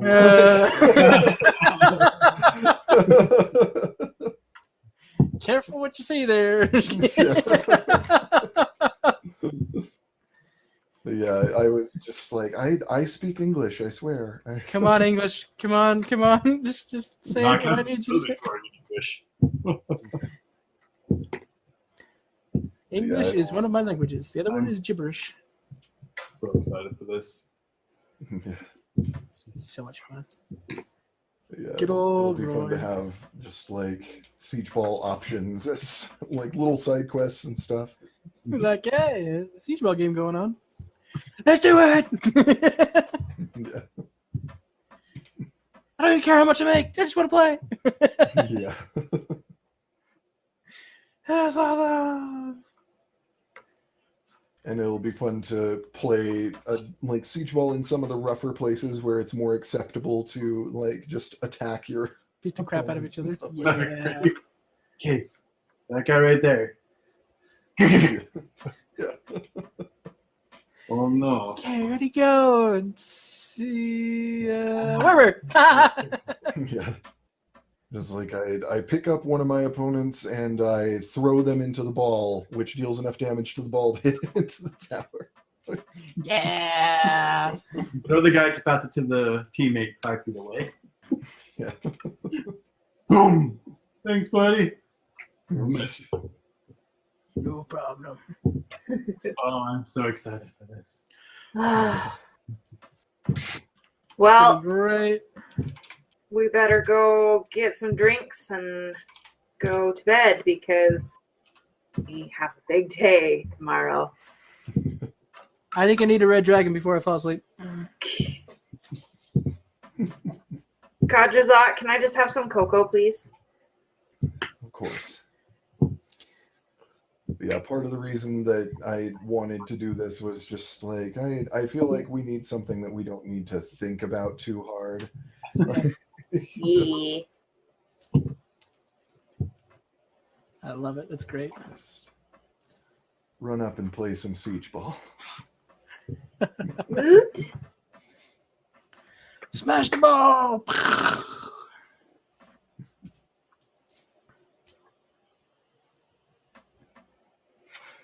Smashing. Probably call it for the night here. Yeah. It's a natural one. Probably should.